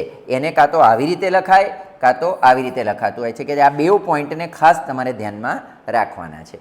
અશક્ય ઘટનાની સંભાવનાને આપણે 0 કહીએ છીએ અને શક્ય ઘટનાની સંભાવના 1 છે. કોઈ પણ ઘટના હોય એ ઘટના ઉદ્ભવવાની જ ના હોય. જેમ કે આપણે એવું કહીએ કે ભાઈ સૂર્ય જે છે તે પશ્ચિમમાં ઉગે, તો એ તો અશક્ય ઘટના છે, બરાબર. તો અશક્ય ઘટનાને ઉદ્ભવવાની જ ના હોય એને ઘટનાની પૂરક ઘટના કહે છે. તો એના માટેનું પણ એક ઇક્વેશન છે. તમે જુઓ કે પી ઓફ એ પ્લસ પી એ બાર, પી એ વત્તા પી એ બાર, આ બેનો સરવાળો કેટલો થાય છે? 1. શક્ય અને અશક્ય બેવ જે ઘટનાઓ છે એનો સરવાળો જે છે એ તમને 1 મળે છે. આના ઉપરથી બીજું એક પેટા સૂત્ર બને છે, પી એ ઇઝ ઇક્વલ ટુ 1 માઇનસ પી એ બાર, અને ત્યાર પછી પી એ બાર આપણો કરતા હોય તો પી એ બાર બરાબર 1 માઇનસ પી એ, બરાબર છે. તો વિદ્યાર્થી મિત્રો, 1, 2, 3 સૂત્ર આ એક ધ્યાનમાં રાખવા જેવા છે. ત્યાર પછી સમતોલ પાસાવાળા દાખલા આવે તો જનરલી જો સમતોલ પાસાવાળા દાખલાની અંદર આપણે જોઈશું કે એક જ સમતોલ પાસાને તમે ઉછાળો. સમતોલ પાસો એટલે પેલી રમત રમવા માટેનો જે આવે છે તે, એક સમતોલ પાસાને ઉછાળો તો એમાં મિનિમમ 1 મળે અને મેક્સિમમ કેટલા મળે છે? 6 મળતા હોય છે, બરાબર. ત્યાર પછી એવી રીતે બે સમતલ પાસાને ઉછાળવામાં આવે તો બે સમતલ પાસાને ઉછાળતા તમને 36 પરિણામ મળે છે. પહેલું તો સમતલ પાસાની જે સાઈડ છે એ કેટલી હોય છે? તમારી 6, બરાબર. ત્યાર પછી એની n ઘાત, આવું એક ઇક્વેશન છે. જો એને તમે એક વાર ઉછાળો 6ની 1 ઘાત એટલે એના 6 પરિણામ મળે. ત્યાર પછી સમતલ પાસાને તમે 2 વાર ઉછાળો એટલે કે 6ની 2 ઘાત, 6ની 2 ઘાત એટલે કેટલા? 36. તો એ 36 પરિણામો મળતા હોય છે. અને 36 પરિણામ આ રહ્યા તમે અહીં આગળ જોઈ શકો છો. આને તમારે લખવા હોય તો બહુ સરળ છે. પહેલું 36 કૌંસ કરી દેવાના, ત્યાર પછી દરેક કૌંસમાં પહેલાં તમે અહીં આગળ જોઈ લો કે 1, 2, 3, 4, 5 ને 6 લખી દીધા. ત્યાર પછી દરેકમાં 1, 1, 1, 1 લખી દેવાનું. જુઓ તમે, આ 1, 1, 1, 1, 1 ને 1. એવી રીતે અહીં આગળ બીજામાં જુઓ, ફરીવાર 1, 2, 3, 4, 5, 6 અને ફરીવાર આ બીજી લાઈન છે એટલે 2, 2, 2, 2 કરીને પૂરું કરી દેવાનું. પછી ત્રીજી લાઈનમાં અગેન 1, 2, 3, 4, 5, 6, બરાબર. ત્રીજી લાઈન છે એટલે 3, 3 કરીને પૂરું કરી દેવાનું. ત્યાર પછી અગેન 1, 2, 3, 4, 5 ને 6 પહેલામાં આ પ્રમાણે આવે. અને ચોથી લાઈન છે એટલે 4, 4, 4, 4, 4 ને 4, બરાબર. એવી રીતે છઠ્ઠામાં જોઈએ તો અગેન 1, 2, 3, 4, 5 અને 6. ત્યાર પછી છઠ્ઠી લાઈન છે એટલે 6, 6, 6 દરેકમાં ન્યુટ્રલ રહેશે. તો આવી રીતે તમને 36 પરિણામ સરળતાથી તમે લખી શકો. વિદ્યાર્થી મિત્રો, હવે સમતલ પાસા પછી આવે છે સિક્કાવાળા દાખલા. તો જનરલી સિક્કાવાળા દાખલાની અંદર તમારે એવું જોવાનું કે સિક્કાની 2 સાઈડ હોય છે, હેડ અને ટેલ. તો અહીં આગળ જેટલી સાઈડ હોય એ સાઈડને નીચે લખવાની. ત્યાર પછી ઉપર એનમાં પ્રયત્નની સંખ્યા. માની લો કે સિક્કાને તમે 1 વાર ઉછાળો છો એટલે n બરાબર 1, તો 2ની 1 ઘાત, 2ની 1 ઘાત એટલે એના મળતા પરિણામો કેટલા મળે છે? 2. તો સિક્કાને 1 વાર ઉછાળો તો 2 પરિણામ મળે, છાપ અને કાંટો, બરાબર છે. હવે સિક્કાને તમે 2 વાર ઉછાળો છો એટલે કે અહીં આગળ 2ની n ઘાત પ્રયત્નની સંખ્યા હવે તમારી બમણી થઈ ગઈ, 2ની 2 ઘાત, 2ની 2 ઘાત એટલે એના પરિણામો કેટલા મળે છે? 4. તો એ 4 પરિણામોને તમારે આવી રીતે લખાય, 1, 2 વાર છાપ, પછી કાંટો, પછી છાપ ને કાંટો, અને ત્યાર પછી કાંટો અને છાપ. આવી રીતે તમે ચારેય પરિણામોને લખી શકો. ત્યાર પછી સિક્કાને માની લો કે 3 વાર ઉછાળવાનું છે. સિક્કાને તમે 3 વાર ઉછાળો છો તો એના 8 પરિણામ મળે છે. હવે 8 પરિણામને સરળતાથી ઇઝી રીતે કેવી રીતે દર્શાવાય હું બતાવું તમને. 2ની n ઘાત. હવે સિક્કાને તમે 3 વાર ઉછાળો છો, 3 વાર ઉછાળતા એટલે પ્રયત્નની સંખ્યા 3, 2ની 3 ઘાત એટલે કેટલા આવે છે તમારા? 8. હવે 8 પરિણામોને આવી રીતે દર્શાવાય. પહેલાં તો 8 કૌંસ કરી દેવાના, એકદમ ઇઝી રીતે. ખાસ જોઈ લો ધ્યાનથી, કશું ગોખવાની જરૂર નથી, સરળતાથી થઈ જાય એમ છે. 1, 2, 3, 4, 5, 6, 7 ને 8. હવે અહીં આગળ તમે જુઓ, પહેલી વાર 3 વાર h, પછી 3 વાર ટેલ,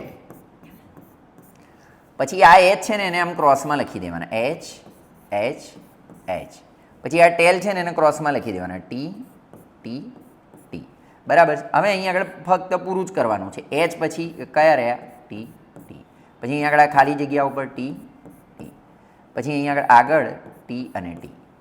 પછી અહીંની વાત કરીએ તો આ ટી છે એટલે એચ એચ, આગળ પણ એચ પાછળ પણ એચ, ત્યાર પછી પહેલાં ને બીજા એચ. તો આવી રીતે સરળતાથી તમે 8 પરિણામો લખી શકો. વિદ્યાર્થી મિત્રો, હવે જે એક્ઝામ્પલ છે તે પત્તાવાળા દાખલા છે. જનરલી પત્તાના દાખલા માટે ખાસ તમારે પત્તાની કેટ તમારી જોડે હોવી જરૂરી છે. પત્તાની કેટ જો જોયેલી હોય કે જાણતા હોય એ વિશે તો તમને આ દાખલા બહુ સરળતાથી આવડે. વિદ્યાર્થી મિત્રો, હવે પત્તાવાળા દાખલા, તો પત્તાવાળા દાખલાની અંદર જોશો કે અહીંયા આગળ તમને એક 52 પત્તાની કેટના ફોટા આપેલા છે. તમારે આની અંદર જોવાનું કે દરેક આમાં 4 પ્રકારના શેપ હોય છે. એક ફલ્લીનું, ત્યાર પછી ચતઈનું, ત્યાર પછી અહીંયા જોશો તો આ લાલનું અને છેલ્લે છે કાળીનું, બરાબર. હવે આની અંદર ક્યારેક એવું પૂછાય કે ભાઈ ફલ્લીના પત્તાની સંભાવના, તો ફલ્લીના કેટલા પત્તા છે? 1 2 3 4 5 6 7 8 9 10 11 12 ને 13 પત્તા ફલ્લી. દરેક પ્રકારના શેપના આપણે આની અંદર 13 પત્તા હોય. તમને એવું પૂછવામાં આવે સંભાવનામાં કે કાળા રંગના, તો કાળા રંગનામાં તમારે ફલ્લીના 13 અને કાળીના 13 એમ કરીને કાળા રંગની અંદર કેટલા આવશે? તમારા 26 પત્તા આવશે.